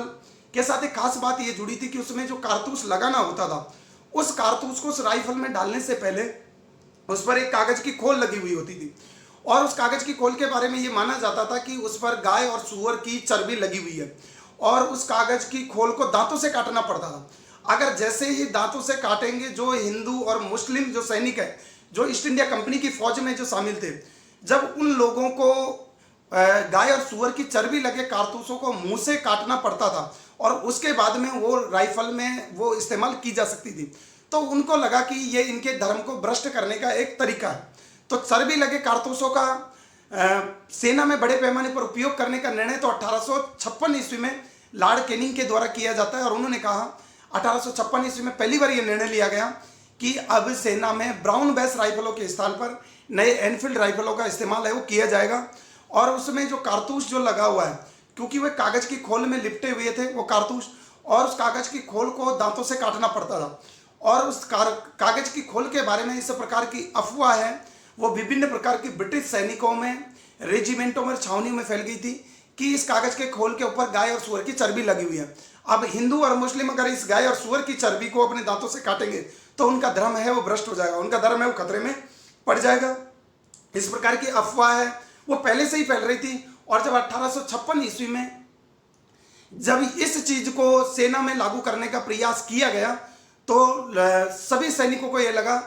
कि जो ब्रिटिश सत्ता है उनके धर्म को भ्रष्ट करने पर तुली हुई है और भारतीयों को पूरी तरह से ईसाई धर्म में कन्वर्ट है वो करना चाहती है। पहले से ही बहुत सारी अफवाहें हैं ब्रिटिश शासन को लेकर के, पहले से ही व्याप्त थी। लेकिन जब नए एनफील्ड राइफलों का इस्तेमाल करने की बात आई तो उसने सैनिकों के असंतोष को बहुत ज्यादा तीव्र हवा है वो दे दी और सैनिकों ने यह निश्चय कर लिया कि वो कुछ भी हो जाए, इन नए कारतूसों का इस्तेमाल है इन नए राइफलों में नहीं करेंगे, दांतों से काट करके नहीं करेंगे। तो इसके कारण से सैनिकों का ने नए एनफील्ड राइफलों का इस्तेमाल करने से इनकार कर दिया। जब उन्होंने अपने अधिकारियों का आदेश मानने की अवज्ञा की तो इसके फलस्वरूप 1857 का विद्रोह है वो भड़क उठा। 1800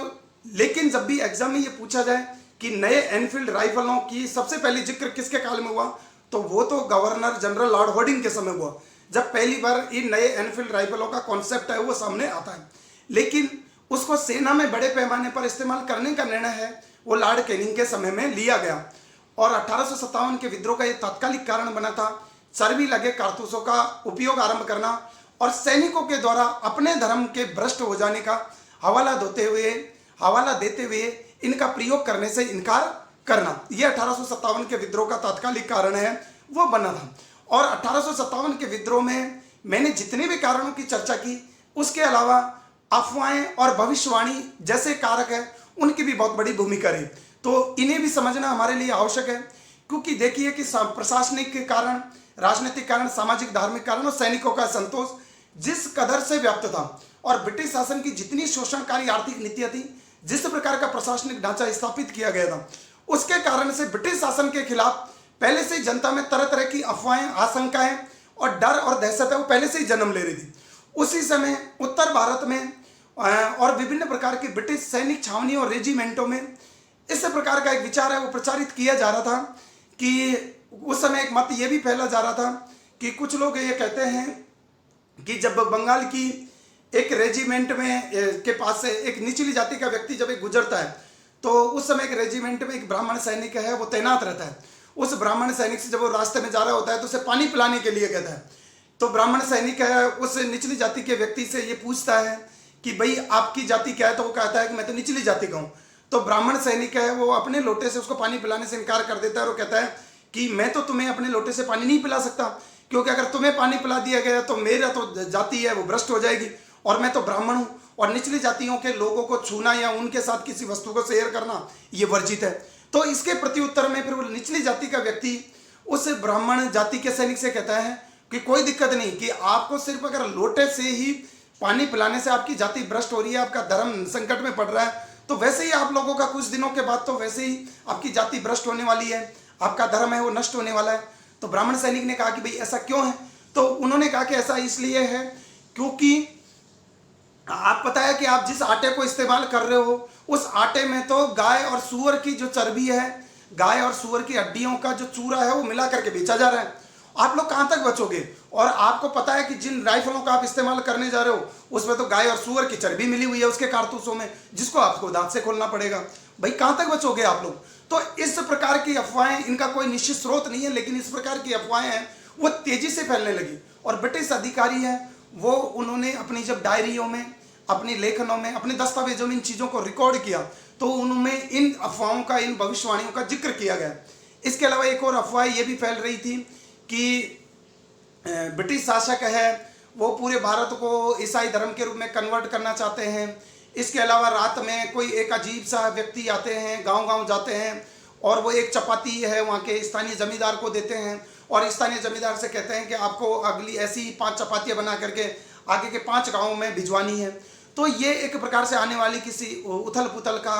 संकेत था और इस प्रकार की अफवाहें फैली जा रही हैं। इसके अलावा उत्तर भारत के जो गाँव में, शहरों में एक और अफवाह है उस समय ये भी फैल रही थी कि कोई रात में कोई व्यक्ति है वो हाथी पर बैठ करके आता है, सफ़ेद वस्त्र पहने हुए है, चमत्कारिक प्रभाव वाला व्यक्ति, और उसका कहना है कि हमें इस देश को विदेशी शासन से मुक्त करना है, हमें इस देश को विदेशी शासन से मुक्त करना है, इसलिए आप लोगों का ये दायित्व बनता है कि आप लोग लामबंद हो जाएं। तो तरह तरह की अफवाहें फैली हुई थी और एक सबसे बड़ी जो भविष्यवाणी है वो इस संदर्भ में भी फैली हुई थी कि 23 जून 1757 को जो प्लासी का जो प्रक्रम हुआ था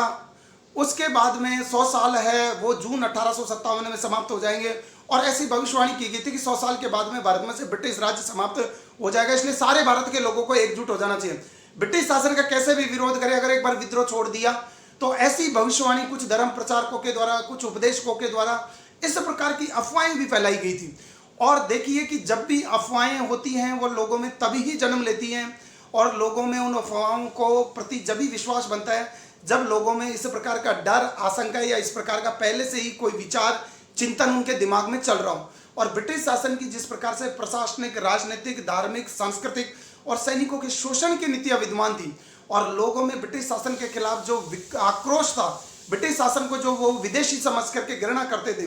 जब इस प्रकार की अफवाहें फैली तो उन अफवाहों को बल मिला और जो इस प्रकार की भविष्यवाणी में वो अपने लिए एक संभावनाएं तलाश करने लगे। तो इन अफवाहें और अफवाहों की और भविष्यवाणों की ने भी 1857 के विद्रोह को कुछ हद तक एक चिंगारी प्रदान की, इससे भी इनकार नहीं किया जा सकता। 1857 के विद्रोह के बारे में, इसके घटनाक्रम पर मैं आऊँ उससे पहले एक और बात है, वो सबसे महत्वपूर्ण ये है कि 1857 के विद्रोह में के बारे में आज भी हमारे पास जो भी कुछ सामग्री उपलब्ध है वो सिर्फ ब्रिटिश दस्तावेज और ब्रिटिश रिकॉर्ड के रूप में उपलब्ध है। ब्रिटिश अधिकारियों ने इन विद्रोह के बारे में जो कुछ अनुभव किया, उन्होंने इस विद्रोह के दौरान जो उत्पन्न चुनौतियां पेश की गई, उन्होंने अपनी डायरी में और अपने सरकारी रिकॉर्ड के माध्यम से अपने प्रत्युत्तर में जो अपने उच्च अधिकारियों को जो पत्र भेजे, उन पत्रों का जो संकलन है आज वही हमारे पास जानकारी का एकमात्र स्रोत है। क्योंकि जो इन विद्रोह में भाग लेने वाले प्रमुख नेता थे, जो इन विद्रोह में भाग लेने वाले जो आम व्यक्ति थे, पहली बात तो वो पढ़े लिखे नहीं थे, दूसरा वो लोग अपनी गतिविधियों को सार्वजनिक रूप से संचालित नहीं कर सकते थे, इसलिए आम लोगों के दिमाग में क्या चल रहा था, आम लोग क्या सोच रहे थे, उसको बारे में जानने के लिए आज तक हमारे पास ऐसे कोई लिखित साक्ष्य और दस्तावेज उपलब्ध नहीं है। जो ब्रिटिश दस्तावेज और जो साक्ष्य जो अधिकारी कर्मचारियों की डायरियों के रूप में, जो उनकी रिपोर्टों के रूप में उपलब्ध हैं और जिनके रिकॉर्ड आज एक वॉल्यूम के रूप में संकलित किए गए, उन्हीं को आधार बना करके 1857 के विद्रोह में हम विभिन्न प्रकार की व्याख्याएं आज करते आ रहे हैं और इतिहासकारों के द्वारा भी उसी दिशा में उनके फुटनोट्स को समझ करके, उनकी डायरियों में लिखे गए लेखों को समझ करके उसी प्रकार की तस्वीर है वो पेश की जा रही है। उसका अलग अलग तरीके से इंटरप्रिटेशन किया जा रहा है वर्तमान में हिस्ट्री में विभिन्न प्रकार के शोध के माध्यम से। तो 1857 के विद्रोह का जब भी हम विश्लेषण करें, जब भी हम पढ़ें, तो हमें ये याद रखना है कि इसके बारे में हमारी जो जानकारी का पूरा जो स्रोत है वो ब्रिटिश शासन के दस्तावेज है, ब्रिटिश शासन के रिकॉर्ड है, ब्रिटिश अधिकारियों की डायरी हैं, ब्रिटिश अधिकारियों के जो उस समय जो अपने उच्च पदस्थ अधिकारियों को जो विद्रोह के बाद में जो रिपोर्ट तैयार करके भेजी गई, उनसे संबंधित उनके लिखे गए अभिलेख हैं। भारतीयों के अपने कोई अभिलेख नहीं है जो उस विद्रोह के बारे में उनके आक्रोश के और उनके असंतोष को बयां करते हो। तो हमें 1857 के विद्रोह में अध्ययन करते समय, जानकारी प्राप्त करते समय इस बात को ध्यान में रखना होगा। अब हम बात कर लेते हैं कि 1857 के विद्रोह के तात्कालिक कारण, 1857 का विद्रोह का घटनाक्रम किस प्रकार से आगे बढ़ा। चर्बी लगे कारतूसों का प्रयोग आरंभ करना और सैनिकों के द्वारा धर्म का हवाला देते हुए इनके प्रयोग करने से इनकार करना 1857 के विद्रोह का तात्कालिक कारण बना। चर्बी वाले कारतूसों के प्रयोग के विरुद्ध सबसे पहले इनकार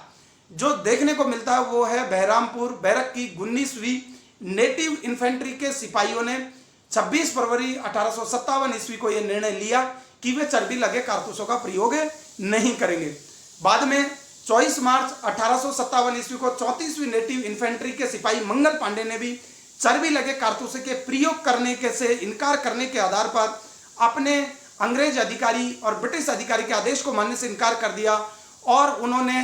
तो वहां पर एक फायरिंग करके उस समय एक ब्रिटिश अधिकारी थे बाघ, उनको घायल भी कर दिया। तो चर्बी लगे कारतूसों के प्रयोग न करने की सबसे पहली घटना होती है बैरामपुर बैरक की 19वीं नेटिव इन्फेंट्री में होती है 26 फरवरी 1857 ईस्वी को। बाद में इस बैरामपुर बैरक की 19वीं नेटिव इन्फेंट्री को तो भंग ही कर दिया गया। इसी प्रकार की दूसरी घटना देखने को मिलती है 24 मार्च 1857 को 24वीं नेटिव इन्फेंट्री के सिपाही मंगल पांडे ने चर्बी लगे कारतूसों का प्रयोग करने के विरुद्ध एक विद्रोह है वो कर दिया और अपने ब्रिटिश अधिकारी है उसको घायल भी कर दिया। इसके फलस्वरूप मंगल पांडे को गिरफ्तार कर लिया जाता है और मंगल पांडे को 29-30 मार्च को फांसी पर लटका दिया जाता है ब्रिटिश शासन के खिलाफ विद्रोह करने के कारण से। इसी श्रृंखला में जब विद्रोह की शुरुआत होती है, विद्रोह की शुरुआत से सबसे पहले का घटनाक्रम कौन सा था, तो वो ये था कि 24 अप्रैल 1857 ईस्वी को तीसरी नेटिव घुड़सवार सेना के 90 सैनिकों ने चर्बी वाले कारतूसों का प्रयोग करने से इनकार कर दिया। तो चर्बी वाले कारतूसों का प्रयोग करने से जैसे ही इनकार किया 24 अप्रैल 1857 को तीसरी नेटिव इन्फेंट्री घुड़सवार सेना के 90 सैनिकों ने तो 9 मई को उनमें से 85 सैनिकों को बर्खास्त कर दिया गया और 10-10 साल की जेल की सजा देकर के उनके जेल की सलाखों के पीछे डाल दिया गया। यानी 24 अप्रैल 1857 को जो 90 सैनिकों ने चर्बी वाले कारतूसों का प्रयोग करने से इनकार करके ब्रिटिश हुकूमत के खिलाफ जो विद्रोह कर दिया, बगावत की, उन्होंने कहा कि इससे हमारा धर्म खतरे में पड़ जाएगा, हमारी जाति नष्ट हो जाएगी। तो इसके फलस्वरूप 9 मई को ब्रिटिश हुकूमत ने कठोर निर्णय लेते हुए 85 सैनिकों को सेवा से बाहर कर दिया और इसके अलावा उन 85 सैनिकों को जेल में डाल दिया गया, 10-10 साल की सजाएं दी गई। तो इस जब मेरठ में इस प्रकार की जब यह घटना देखने को मिली तो मेरठ के आसपास के जो अन्य जो सैनिक थे उनमें इसकी तीव्र प्रतिक्रिया हुई और 10 मई को दोपहर के बाद मेरठ के जितने भी जो सैनिक थे उन्होंने इकट्ठे होकर के ब्रिटिश हुकूमत ने जो उनके जो साथी सैनिकों को, जो 85 सैनिकों को जेल में डाल दिया गया था, उसके खिलाफ एक बगावत कर दी और विद्रोह कर दी। और दोपहर बाद यानी 10 मई को दोपहर बाद मेरठ के सैनिकों ने विद्रोह किया और उन्होंने विद्रोह करके जेलों में तोड़फोड़ की और अपने सैनिकों को छुड़ा लिया और सैनिकों को छुड़ा करके उन्होंने मेरठ के शस्त्रागार पर कब्जा कर लिया। वहाँ पर जो ब्रिटिश अधिकारियों के जो दफ्तर थे उनके शस्त्रागार थे और उनके शस्त्रागार को उन्होंने लूट लिया, उसको कब्जे में ले लिया और ब्रिटिश अधिकारियों और अफसरों पर हमले किए गए, उनके घरों में तोड़फोड़ कर दी गई। एक प्रकार से पूरी तरह से जो मेरठ है उसके इलाकों में सैनिक अराजकता है वो व्याप्त हो गई। सभी सैनिकों ने विद्रोह कर दिया और ब्रिटिश अधिकारी और कर्मचारी है वो उन्होंने एक प्रकार से इन सैनिकों के सामने है वो आत्मसमर्पण कर दिया। तो 10 मई को दोपहर बाद मेरठ में सैनिकों के विद्रोह से इस 1857 के विद्रोह की औपचारिक शुरुआत है वो मानी जाती है। 1857 के जो विद्रोह हुआ 10 मई 1857 को दोपहर बाद जैसे ही सायंकाल हो गई, थोड़ा सा अंधेरा हुआ तो सैनिकों का एक दस्ता है घोड़ों पर सवार होकर के वो रात के अंधेरे में दिल्ली की ओर प्रस्थान कर जाता है। दिल्ली की ओर इसलिए प्रस्थान किया क्योंकि अभी भी भारत की राजनीतिक एकता के औपचारिक प्रतीक के रूप में मुगल बादशाह बहादुर शाह जफर वो दिल्ली के लाल किले में निवास कर रहे थे। तो उनका ये उद्देश्य था कि दिल्ली के लाल किले में बहादुर शाह जफर के पास पहुंचा जाए और उनसे ये कहा जाए कि हमने ब्रिटिश हुकूमत के खिलाफ, ब्रिटिश शासन के खिलाफ विद्रोह कर दिया है, आप हमारा नेतृत्व संभालिए और आपके नेतृत्व में पूरे भारत के जो सैनिक हैं, भारत के राजा महाराजा हैं, वो आपके नेतृत्व में लड़ने के लिए तैयार हैं, आप बस सिर्फ नेतृत्व कीजिए। तो रात के अंधेरे में घुड़सवारों का एक दस्ता है वो मेरठ में अपनी कार्रवाई को संपादित करने के बाद में दिल्ली की ओर चल जाता है। सवेरे सवेरे 4-5 बजे के करीब है वो लाल किले के दरवाजे पर जाकर के दस्तक दे देता है। उस समय रमजान का महीना चल रहा होता है, रोजे के दिन चल रहे होते हैं और 85 वर्ष के मुगल बादशाह थे बहादुर शाह जफर, वो रोजा पढ़ करके और सहरी खा करके, सहरी का मतलब रमजान के दिनों में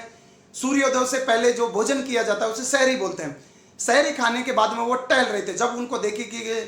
कुछ सैनिकों की गड़गड़ाहट की आवाज़ सुनाई दी तो वो बाहर आकर के निकल करके देखते हैं तो उनको बहुत सारे सैनिक हैं जो घुड़सवारों पर तैनात होकर के उसके पास आए थे, वो उन सैनिकों को देखते हैं। तो बहादुर शाह जफर है इस दृश्य को देख करके वो बड़े भयभीत हो जाते हैं, अचंभे में पड़ जाते हैं। बाद में 11 मई 1800 बाद में कुछ और सैनिक है वो इन विद्रोहियों के साथ आकर के मिल जाते हैं। ये सैनिक कुछ अनुनय विनय करते हैं मुगल सम्राट बहादुर शाह जफर से, और वो पूरे मेरठ में जो घटनाक्रम हुआ था उसके बारे में बताते हैं। लेकिन मुगल सम्राट बहादुर शाह जफर है वो अपना आत्मविश्वास अब तक पूरी तरह से खो चुके थे, उनमें निर्णय लेने की क्षमता नहीं थी। और जब उनसे विद्रोही सैनिकों ने कहा कि आप हमारा विद्रोह का नेतृत्व करिए, क्योंकि आप भारत की औपचारिक राजनीतिक सत्ता के एकता के प्रतीक हैं और आपके नेतृत्व पर यह विद्रोह चलाया जाएगा। थोड़े समय में कि कुछ देर के लिए मुगल सम्राट बहादुर शाह जफर हैं इन विद्रोहियों के नेतृत्व को स्वीकार नहीं करते, लेकिन बाद में जब उन पर बहुत बड़ा प्रेशर बनता है तो वो उनका नेता बनना स्वीकार कर लेते हैं। लेकिन बहादुर शाह जफर है स्वयं निर्णय लेने में सक्षम नहीं थे, उन्होंने दबाव में आकर के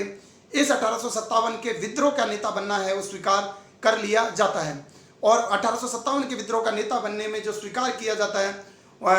करवाने में, उसको मनाने में सबसे बड़ी भूमिका उस समय जनरल बख्त खान की होती है। जनरल बख्त खान वो व्यक्ति थे जो सैनिक जो 1857 के विद्रोह के मैनेजमेंट के लिए जो 10 सदस्यों की कमेटी बनाई गई थी, उस 10 सदस्यों की कमेटी में 6 तो सैनिकों से लिए गए थे और 4 है वो नागरिक समाज के लोग लिए गए थे। इन 10 सदस्यों की कमेटी का जो प्रधान था वो जनरल बख्त खान था, और जनरल बख्त खान ने बहादुर शाह जफर को इस बात के लिए तैयार किया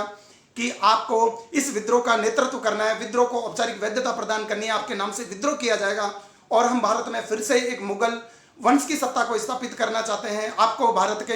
हिंदुस्तान का वास्तविक बादशाह के रूप में देखना चाहते हैं, हम पुरानी व्यवस्था पर फिर से लौट जाना चाहते हैं। इस प्रकार की जब बातें की गई तो बहादुर शाह जफर ने बेमन से, जब उसके पास में जब कोई अन्य विकल्प, कोई सहारा नहीं था, क्योंकि सैनिकों ने उसको चारों तरफ से घेर रखा था, तो उन्होंने विद्रोहियों का नेता बनना है वो स्वीकार कर लेते हैं। 11 मई 1857 को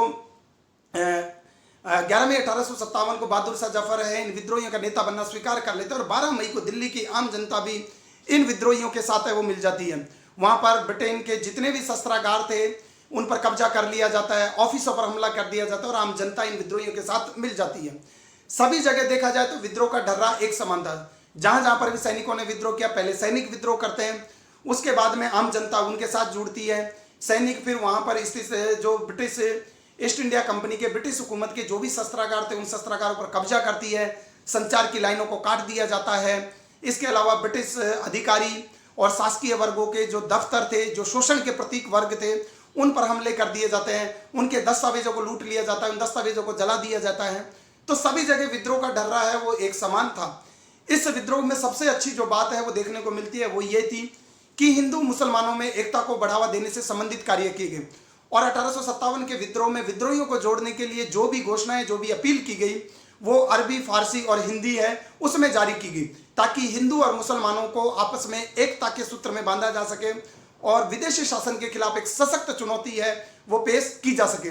तो 1857 का विद्रोह की जब खबर मेरठ से दिल्ली में जाता है, दिल्ली में वो एक नेतृत्व की दिशा में कदम आगे बढ़ाता है, तो आसपास के इलाकों में यानी गंगा यमुना दोआब के इलाकों में ये विद्रोह की लहरें वो तेजी से फैल जाती है। तो हम ये कह सकते हैं कि मई जून में ब्रिटिश शासन को ये अनुमान नहीं था कि उसको इस प्रकार की एक व्यापक सशक्त चुनौती है। उस ईस्ट इंडिया कंपनी के फौज में जो असंतोष व्याप्त हो गया है, उनको ये अनुमान ही नहीं लगा सके कि इस प्रकार का असंतोष है वो सैनिकों में व्याप्त हो गया। तो 2 महीने की अगर मैं बात करूं कि मई 1857 और जून 1857 तक एक प्रकार से विद्रोहियों का ही पूरा कब्जा हो जाता है, और पूरे उत्तर भारत में और मध्य भारत में भी जगह जगह, और राजस्थान, महाराष्ट्र के कुछ इलाकों में, इसके अलावा पूर्वी पंजाब के इलाकों में विद्रोह है वो हो जाता है। और कुछ समय के लिए सैनिकों के साथ में आम जनता की भागीदारी हो जाती है। असंतुष्ट जितने भी अपदस्थ शासकीय अधिकारी, कर्मचारी और जमींदारी वर्ग है, उनको ऐसे लगा कि भारत में ब्रिटिश सत्ता की स्थापना हो जाएगी, तो जो अपदस्थ वर्ग था उसको ये लगा कि इससे फिर से हम अपना पुराना राज्य स्थापित कर पाएंगे। सब लोगों के उद्देश्य है वो अलग अलग थे इस विद्रोह में जुड़ने के कारण, लेकिन उनका एक बिंदु पर जाकर के वो सारे समान मिलते थे कि वो सभी समान रूप से ब्रिटेन को, ब्रिटिश शासन को अपना एक साझा शत्रु मानते थे। हालांकि उनके इस विद्रोह में शामिल होने के लिए अलग अलग उद्देश्य थे, उन लोगों के दिमाग में, सबके दिमाग में अलग अलग चल रहा था, लेकिन वो एक बिंदु पर सहमत थे कि हमारा एक साझा शत्रु है वो ब्रिटिश हुकूमत है, ब्रिटिश शोषणकारी शासन है। इस शोषणकारी शासन से जब तक हम मुक्त नहीं हो जाते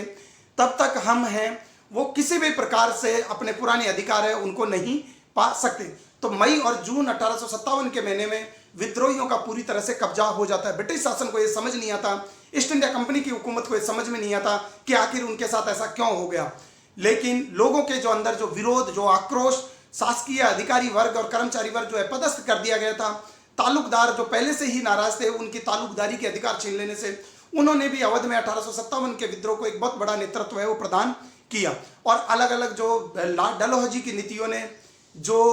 एक तरह से राजनीतिक शून्य पैदा कर दिया था,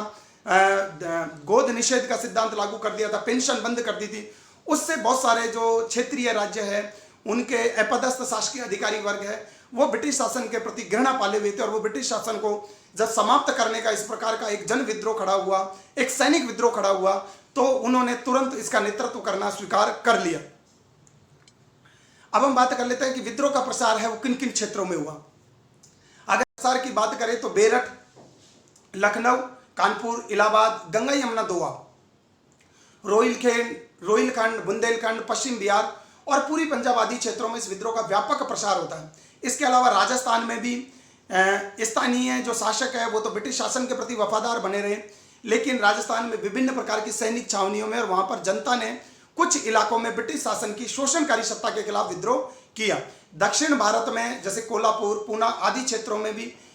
विद्रोह है वो फैला। इसके अलावा हैदराबाद और बंगाल में भी छिटपुट विद्रोह के कुछ प्रमाण है वो मिलते हैं। लेकिन अगर हम बात करें कि पश्चिमी पंजाब है, बंबई, मद्रास और बंगाल का अधिकांश हिस्सा इस विद्रोह में शांत रहता है।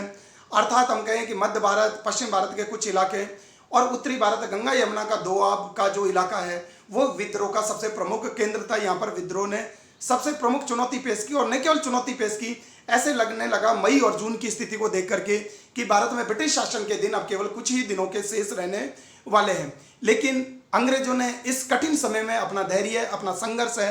अपनी अधीरता है वो नहीं खोई और उन्होंने पूरे साहस के साथ, पूरी रणनीति के साथ काम लिया। उन्होंने जो ये घटनाक्रम हुआ था उससे वो अचंभित जरूर हुए थे, लेकिन उन्होंने हिम्मतें नहीं हारी थी और उन्होंने इस विद्रोह को दबाने के लिए पूरी प्लानिंग के साथ में काम किया। उन्होंने पूरी स्टडी की कि किन लोगों के द्वारा ये विद्रोह किया गया है, किस प्रकार से हम इन विद्रोह का दमन कर सकते हैं, किस तरह से बहुत सारे जो वर्ग है जो विद्रोह का नेतृत्व कर रहे हैं किस तरह से हम उनको अलग कर सकते हैं, और विद्रोह को दबाने के लिए हमें कौन से सैनिक कानून है वो पास करने पड़ेंगे। पहले पूरी रणनीति बनाए और उसके बाद में वो विद्रोह के दमन की दिशा में आगे बढ़े। तो ये विद्रोह के प्रसार अलग अलग क्षेत्रों में हुआ। अब हम विद्रोह से संबंधित कुछ प्रमुख नेताओं की बात कर लेते हैं। अगर विद्रोह, जहां पर विद्रोह की तीव्रता ज्यादा देखी गई तो उन विद्रोह के कुछ प्रमुख केंद्र थे और उनसे संबंधित नेतृत्वकर्ता की हम संक्षेप में बात कर लेते हैं। दिल्ली में विद्रोह का जो नेतृत्वकर्ता थे वो बहादुर शाह जफर थे, वो नाम मात्र के लिए थे। दिल्ली में वास्तविक नेतृत्वकर्ता थे जनरल बख्त खां। इसी प्रकार बरेली में खान बहादुर खान ने विद्रोहियों का नेतृत्व प्रदान किया। कानपुर में नाना साहब ने, कानपुर के नाना साहब है वो प्रारंभ में विद्रोहियों का नेतृत्व करने के लिए तैयार नहीं थे, लेकिन कानपुर में जब सैनिकों ने विद्रोह किया और आम जनता के दबाव के कारण से नाना साहब है वो विद्रोही का नेतृत्व करने के लिए तैयार हो गए। ये नाना साहब वही थे जो कि नाना पेशवा बाजीराव द्वितीय के दत्तक पुत्र थे और जिनकी डलहौजी ने पेंशन है वो बंद कर दी थी। तो नाना साहब ने कानपुर में विद्रोह का नेतृत्व किया और नाना साहब को यहाँ पर जो सहयोग प्रदान किया वो अजीमुल्ला जो उनके प्रचारक थे और तात्या टोपी ने उनको बहुत बड़ा सहयोग है वो दिया। इसके अलावा आरा और जगदीशपुर की मैं बात करूं तो यहाँ पर कुंवर सिंह ने विद्रोह का नेतृत्व प्रदान किया। अवध में जो नवाब वाजिद अली साहब की जो विधवा है हजरत महल है उसने विद्रोहियों को नेतृत्व प्रदान किया और उसने अपने अल्पायु बेटे ब्रिजेश कादिर को अपना जो नवाब बना करके, अपना नवाब घोषित करके उसने जो अवध का जो विद्रोह का जो नेतृत्व है वो किया। झांसी में रानी लक्ष्मीबाई ने विद्रोह को नेतृत्व प्रदान किया। हरियाणा में राव तुलाराम ने किया। संबलपुर में सुरेंद्र शाही ने किया। इलाहाबाद में लियाकत अली ने किया। मेरठ में कदम सिंह ने किया और मथुरा में देवी सिंह ने किया। इसी के साथ मैं एक और घटना का जिक्र करना चाहूँगा, वो थी सती चोरा घाट की घटना। ये नाना साहब की बहादुरी पर एक कलंक थी। नाना साहब ने एक्चुअल में क्या किया था कि कुछ अंग्रेजों को ये कहा था कि कानपुर के रास्ते से आपको सुरक्षित निकल जाने का वचन दिया, लेकिन बाद में उनकी धोखे से हत्या कर दी गई नाना साहब के द्वारा। तो कानपुर के सती चोरा नामक स्थान पर नाना साहब ने अंग्रेजों को यह आश्वासन दिया था कि आपको सुरक्षित निकल जाने दिया जाएगा, जो कि जब विद्रोही ने उनको घेर लिया गया था। लेकिन नाना साहब ने उनके साथ विश्वासघात करके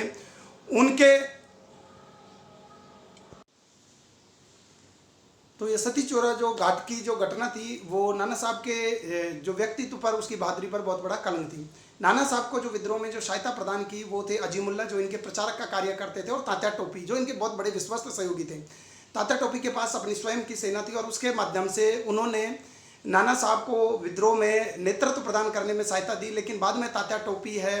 उन्होंने बाद में झांसी की रानी लक्ष्मीबाई है, उनको भी ग्वालियर से विद्रोह का संचालन करने में सहायता दी। और बाद में तात्या टोपी है अलग अलग कारणों से भारत में, मध्य भारत के जंगलों में जाकर के छिप गए। और बाद में सिंधिया के एक सामंत जमींदार पर तात्या टोपी ने अत्यधिक विश्वास कर लिया और अप्रैल 1859 में तात्या टोपी को पकड़ करके फांसी की सजा है वो दे दी जाती है। तो ये विद्रोह के कुछ प्रमुख केंद्र थे और विद्रोह से संबंधित कुछ नेतृत्व करता है जिनकी हमने बात की। अब मैं बात कर रहा था कि ब्रिटिश सत्ता ने इस 1857 के विद्रोह का दमन चक्र कैसे किया। तो ब्रिटिश सत्ता ने अपना, मैंने कहा कि उसको आश्चर्य जरूर हुआ, उसको एक शौक जरूर लगा था, लेकिन उसने अपनी हिम्मत नहीं खोई। वो किसी भी हालत में भारत से अपनी सत्ता को समाप्त होते हुए नहीं देखना चाहती थी। तो उन्होंने तुरंत है जो संदेश भिजवाए इंग्लैंड की गृह सरकार के पास और वहाँ से सैनिक टुकड़ियों को मंगवाया गया। उन्होंने एक पूरी प्लानिंग बनाई, एक रणनीति बनाई और विद्रोह, क्योंकि मई और जून में बेशक उनकी एक प्रकार से सत्ता है, उसकी अलग अलग स्थानों पर उनकी सत्ता को समाप्त कर दिया गया था और विद्रोहियों के हाथों में सत्ता आ गई थी। लेकिन विद्रोहियों के पास में कोई प्रगतिशील दृष्टिकोण नहीं था और उनको ये समझ में नहीं आ रहा था कि किस तरह का व्यवस्था है जो उन्होंने सत्ता पर अधिकार कर लिया उस पर स्थापित की जाए। और वो केवल अपने भागम भाग में लगे रहे और उन्होंने कोई एक अच्छी वैकल्पिक सरकार है वो प्रदान नहीं की। लेकिन इसी मई जून के महीने में जब ब्रिटिश सत्ता का जो नियंत्रण एक प्रकार से समाप्त हो गया था, तो ब्रिटिश सत्ता ने एक रणनीति बनाई कि किस प्रकार से इन विद्रोहियों से निपटा जाए। वो किसी भी हालत में भारत से अपनी सत्ता को समाप्त होते हुए देखना नहीं चाहती थी। तो विद्रोह में के दमन चक्र में उतरने से पहले उसने सबसे पहले विशेष प्रकार के सैनिक कानून बनाए और विशेष प्रकार के सैनिक कानून बनाते हुए उन्होंने जो विद्रोह के इलाके थे वहां पर मार्शल लॉ लागू कर दिया, यानी सैनिक शासन लागू कर दिया। और उन्होंने आम ब्रिटिश अधिकारियों को और ब्रिटिश सैनिकों को भी अधिकार दे दिया कि वो बगैर किसी कानूनी प्रक्रिया के जो भी विद्रोही दिखे उसको सीधा मौत की सजा है वो दे दे। तो सैनिकों की सुविधा के लिए बहुत सारे कानून बनाए गए, पूरे उत्तर भारत में मार्शल लॉ लागू करा दिया गया। इसके अलावा ब्रिटेन से कुछ सैनिक टिकड़ियां और अच्छे योग्य सैनिक कमांडर है वो भेजे गए इस विद्रोह का दमन करने के लिए। और इसके बाद में ब्रिटिश शासन ने भारत में जो 1857 का जो विद्रोह है जिसके कारण से उनकी सत्ता नाम मात्र के लिए रह गई थी मई और जून के महीने में, बाद में उस सत्ता को फिर से प्राप्त करने के लिए एक कठोर दमन चक्र चलाया और उसमें उन्होंने किसी भी प्रकार की ढिलाई नहीं बरती। ब्रिटिश सत्ता ने सबसे पहले यह प्रयास किया, क्योंकि जिस प्रकार विद्रोही ने यह किया था कि दिल्ली को, क्योंकि दिल्ली का उस समय एक सांकेतिक और राजनीतिक महत्व था और दिल्ली को पूरे जो भारत का एक राजनीतिक केंद्र के रूप में माना जाता था, तो ब्रिटिश हुकूमत ने सबसे पहले दिल्ली को अपने कब्जे में लेने की सोची। और दिल्ली को अपने कब्जे में लेने के लिए इसलिए जरूरी था क्योंकि ये एक सांकेतिक महत्व भी था दिल्ली का। और मुगल सम्राट जो बहादुर शाह जफर, जिसने विद्रोह के एक अखिल भारतीय नेता के रूप में उसको अपना नेतृत्व प्रदान किया था, जब तक हम दिल्ली पर कब्जा नहीं करेंगे तब तक हमें इसके लिए मनोवैज्ञानिक बढ़त है वो नहीं मिलेगी, ऐसा मानना था उस समय ब्रिटिश हुकूमत का। तो सबसे पहले उन्होंने दिल्ली को अपने नियंत्रण में लेने की सोची और दिल्ली पर जो कार्रवाई की वो दो तरफा की गई। बंगाल की तरफ से अभियान किया गया और पंजाब की तरफ से सैनिक टुकड़ियों के माध्यम से दिल्ली पर कब्जा करने का प्रयास है वो किया गया। और सितंबर 1857 ईस्वी तक दिल्ली पर आक्रामक कार्रवाई करके दिल्ली पर कब्जा कर लिया गया और दिल्ली पर कब्जा करके मुगल बादशाह बहादुर शाह जफर है उसको बंदी बना लिया गया और बहादुर शाह जफर के जो दो बेटे हैं उनको गोली मार दी गई। मार्च 1858 तक इसी प्रकार से अवध पर नियंत्रण कर लिया गया। जून 1858 में झांसी पर कब्जा हो गया और इसमें ब्रिटिश हुकूमत ने अपने सर्वश्रेष्ठ सैन्य अधिकारियों को उतारा। इसके अलावा उन्होंने फूट डालो और राज करो की नीति का सहारा लिया। उनको यह लग रहा था कि अवध में इस विद्रोह की तीव्रता ज़्यादा थी, तो अवध के बहुत सारे तालुकदारों और बहुत सारे जमींदारों को यह आश्वासन दिया गया कि अगर वो विद्रोह से अलग हो जाते हैं तो विद्रोह के बाद उनके तालुकदारी अधिकार, उनके जमींदारी अधिकार है, उनसे जो जमीन जो छीनी गई है वो फिर से उनको वापस लौटा दी जाएगी। जमींदारों तालुकदारों में उस समय ऐसी कोई राष्ट्रीयता की भावना नहीं थी कि वो ब्रिटिश हुकूमत के खिलाफ अपने इन स्वार्थों को छोड़ करके वे विद्रोह करते रहेंगे। वो सिर्फ अपने संकीर्ण स्वार्थों के लिए, अपने संकीर्ण हितों के लिए लड़ रहे थे, अपने निजी हितों के लिए वो उन्होंने ब्रिटिश शासन के खिलाफ हथियार उठाए थे, ब्रिटिश शासन के खिलाफ विद्रोहियों को नेतृत्व प्रदान किया था। लेकिन जैसे ही उनको ये आश्वासन मिल गया कि उनके जमींदारी और तालुकदारी अधिकार वापस कर दिए जाएंगे, तो जमींदार और तालुकदारों का जो समर्थन है वो विद्रोहियों से खिसक गया और ब्रिटिश हुकूमत के पक्ष में उन्होंने विद्रोहियों का साथ देने से इनकार कर दिया। तो फूट डालो और राज करो की नीति के माध्यम से भी अंग्रेजी ईस्ट इंडिया कंपनी ने, ब्रिटिश हुकूमत ने भारत में विद्रोही में फूट डालने का काम किया और उन्होंने अपनी स्थिति मजबूत की। साथ ही उन्होंने कई प्रकार के आश्वासन है भारत के देशी रियासतों के शासकों को दिया कि उसके बाद में इनको विभिन्न प्रकार की रियायतें दी जाएगी, इनके आंतरिक मामलों में हस्तक्षेप नहीं किया जाएगा। तो ज़्यादातर जो देशी रियासतों के शासक हैं वो अंग्रेजी ईस्ट इंडिया कंपनी के ब्रिटिश हुकूमत के बहुत बड़े वफादार बन रहे। और लॉर्ड कैनिंग ने तो यहाँ तक भी कहा कि इन देशी रियासतों के शासकों के संदर्भ में, और विशेष तौर पर सिंधिया ने उनकी जिस प्रकार से मदद की थी, उनके संदर्भ में ये कहा कि इन्होंने तूफान में एक प्रकार से बांध का काम किया, अर्थात वो एक अवरोधक दीवार के रूप में काम किया। अगर इन स्थानीय राजाओं का सहयोग हमें नहीं मिला होता तो भारत में से ब्रिटिश शासन है वो समाप्त हो ही गया था। ब्रिटिश शासन को समाप्त होने से कोई नहीं रोक सकता था। लॉर्ड कैनिंग ने इन देशी रियासतों के शासकों का जो ब्रिटिश हुकूमत को जो समर्थन, जो सहयोग दिया, उसकी उन्होंने बुरी बुरी प्रशंसा की और उन्होंने पूरी कृतज्ञता व्यापित करते हुए कहा कि यही वो लोग थे जिन्होंने उस तूफान को रोकने का काम है वो किया। तो ब्रिटिश सत्ता ने इस प्रकार के दमन चक्र चलाया और एक एक करके उन्होंने पूरे गांव को, गांव दर गांव उनको जीत लिया। उन्होंने फूट डालो राज करो की नीति का सहारा लिया। जो विद्रोही थे उनके खिलाफ कठोर कार्रवाई की गई। बहुत सारे लोगों को तोपों से उड़ा दिया गया, बहुत सारे लोगों को गोलियों से उड़ा दिया गया। और जिन लोगों ने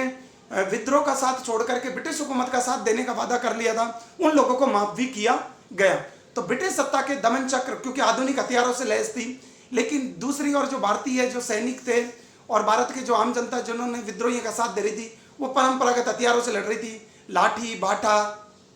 और कुल्हाड़ी, आरी, इनके माध्यम से वो एक ऐसी विदेशी सत्ता से युद्ध कर रही थी जो आधुनिक हथियारों से लैस थी, जिसके पास तोप थे, जिसके पास उन्नत क्वालिटी की आधुनिक राइफलें थी। तो इस उन्नत उच्च प्रशिक्षित सेना के सामने भारत के स्थानीय देशी युद्ध कला में निपुण जो विद्रोही हैं उनका पराजित होना संभव था और ऐसा हुआ भी। अब हम बात कर लेते हैं कि कौन कौन से प्रमुख सैन्य अधिकारी हैं जो जिन्होंने 1857 के विद्रोह को दबाने में ब्रिटिश हुकूमत की सहायता की। तो दिल्ली में निकोलसन और हडसन है, वो प्रमुख ब्रिटिश सैन्य अधिकारी थे। निकोलसन को तो अपनी जान तक गंवानी पड़ती है, लेकिन निकोलसन और हडसन का जो दिल्ली में जो विद्रोहियों के कब्जों से दिल्ली को मुक्त करवाने में इनका बहुत बड़ा योगदान रहा। इसी प्रकार से लखनऊ में हेनरी लॉरेंस है, जो उस समय ब्रिटिश रेजिडेंट था। जब रेजिडेंसी पर जो विद्रोहियों का हमला होता है तो हेनरी लॉरेंस है वो मारा जाता है। उसके बाद में इंग्लिश और कैम्पबेल के माध्यम से उस लखनऊ पर फिर से अधिकार है वो कर लिया जाता है। कानपुर में इसी प्रकार से व्हीलर और हेवलक जैसे प्रमुख सैन्य अधिकारी हैं, उनके माध्यम से नियंत्रण स्थापित किया जाता है। बरेली और आरा में एक ब्रिटिश सैन्य कमांडर थे टेलर, उसके द्वारा विद्रोहियों को दबाने में कार्य किया जाता है। झांसी में ह्यू रोज नामक ब्रिटिश कमांडर के द्वारा झांसी की रानी के खिलाफ एक निर्णायक लड़ाई है वो लड़ी जाती है। और इसी समय एक और बात याद रखने की यह है कि जब 1857 के विद्रोह में जब अंग्रेजों के नियंत्रण से स्थिति बाहर निकल गई थी, तब कॉलिन कैम्पबेल को भारत के प्रमुख सेनापति बना करके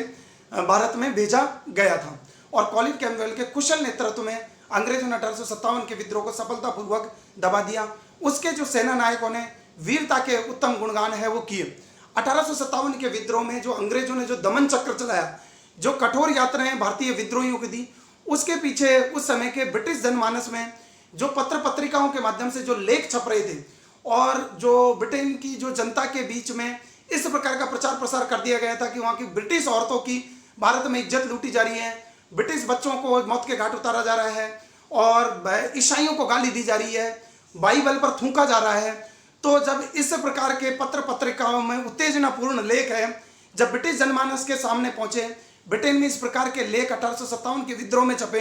तो ब्रिटिश की जनता ने ब्रिटिश हुकूमत पर, ब्रिटिश सरकार पर यह दबाव डाला कि इन भारतीयों को सख्ती के साथ में सबक सिखाया जाना चाहिए, इनको इतना सबक सिखाया जाना चाहिए ताकि ये भविष्य में ब्रिटिश सत्ता को किसी भी प्रकार की चुनौती देने की स्थिति में नहीं आए। तो इस प्रकार के जो उत्तेजनापूर्ण लेख हैं ब्रिटिश जन समुदाय में प्रचारित हुए, पत्र पत्रिकाओं में 1857 के विद्रोह में प्रचारित हुए, जिसमें भारतीय लोगों को बर्बरतापूर्ण, क्रूर, निर्दयी, निरंकुश व्यक्तियों के रूप में चित्रित किया गया, जो कि ब्रिटिश औरतों को और महिलाओं और बच्चों को मौत के घाट उतार रहे थे। तो ब्रिटिश जनमत ने भी ब्रिटिश सरकार पर यह दबाव डाला कि भारतीयों के साथ में कोई सख्ती, कोई ढिलाई नहीं बरती जाए। लेकिन उस ब्रिटिश जनमत को कभी भी उन समाचार पत्रों ने ये नहीं दिखाया कि भारत की जनता के साथ इन लोगों ने किस प्रकार का शोषण किया है, लेकिन उन्होंने सिर्फ ब्रिटेन की औरतों और बच्चों के साथ के गलत छायांकन और चित्रों के माध्यम से ब्रिटिश जनमत ने भी ब्रिटिश हुकूमत पर एक दबाव डाला कि भारत के लोगों को सबक सिखाया जाना आवश्यक है। और इसलिए लाखों की संख्या में लोगों को तोप के मुंह पर बांध करके उड़ा दिया गया, गोलियों से भून दिया गया और बहुत सारे लाखों की संख्या में 1857 के विद्रोह में लोग मारे गए। और इसमें सबसे बड़ी बात यह भी है कि 1857 के विद्रोह में जितने लोग मारे गए थे उनके 70-80% लोग हैं वो आम निवासी लोग थे। सैनिकों को भी यात्राएं दी गई, लेकिन सैनिकों का जो विद्रोह है धीरे धीरे है वो ढलान पर आ गया था और आम विद्रोही भी जब इसमें शामिल हो गए थे तो ये सैनिकों के विद्रोह से निकलकर आम जनता का बड़ा विद्रोह बन गया था। हालांकि ये बात अलग है कि ये संपूर्ण भारत को अपने कवर में नहीं ले पाया और विभिन्न प्रकार के देशी रियासतों के शासकों ने अपने निस्वार्थों के चलते अंग्रेजी शक्ति से भयभीत होकर के उन्होंने भारतीय विद्रोहियों के खिलाफ जाकर के काम किया। तो ये 1857 का विद्रोह था जिसने कुछ समय के लिए भारतीय जनता के असंतोष को चरम अभिव्यक्ति दी। मई जून के महीने में भी उनका एक प्रकार से नियंत्रण हो गया, लेकिन बाद में ब्रिटिश सैन्य अधिकारियों ने, ईस्ट इंडिया कंपनी की हुकूमत ने एक अच्छी प्लानिंग के माध्यम से, अच्छी योजना के माध्यम से उस विद्रोह का न केवल दमन किया बल्कि शक्तिपूर्वक उस विद्रोह को कुचला। विद्रोहियों को इतनी कठोर सजाएं दी और भारतीय लोगों के संदर्भ में उन्होंने 1858 के बाद में एक भिन्न प्रशासनिक नीति का अनुसरण किया। लेकिन भारतीय लोगों के पास में उस प्रकार का कोई संगठन, कोई एकता, कोई प्रगतिशील दृष्टिकोण नहीं था, कोई प्लानिंग नहीं थी कि वो ब्रिटिश सत्ता को उखाड़ फेंक सके। उन्होंने ब्रिटिश सत्ता की, ईस्ट इंडिया कंपनी की सत्ता का, उसकी जो शक्ति का कमजोर आकलन किया था जिसकी कीमत उन्हें चुकानी पड़ी। उन लोगों की, भारतीय विद्रोहियों का नेतृत्व ऐसा वर्ग कर रहा था जो सिर्फ स्वार्थों के कारण से उन्हें जुड़ा हुआ था। उनमें किसी भी प्रकार की राष्ट्रवादी की भावना नहीं थी। अगर राष्ट्रवादी की वो भावना होती तो वो किसी भी प्रकार के आश्वासनों में आ नहीं पड़ते, वो अंग्रेजों की फूट डालो राज करो की नीति के बहकावे में नहीं आते। अंग्रेजों ने पूरे धैर्य के साथ, पूरे साहस के साथ 1857 के विद्रोह को कुचला, 1857 के सैनिक क्रांति को कुचला, 1857 के जन विद्रोह को कुचला, जिसे भारत के इतिहासकार भारत के प्रथम स्वतंत्रता संग्राम कहते हैं। हम 1857 के विद्रोह का वास्तविक स्वरूप क्या थे इसकी अगले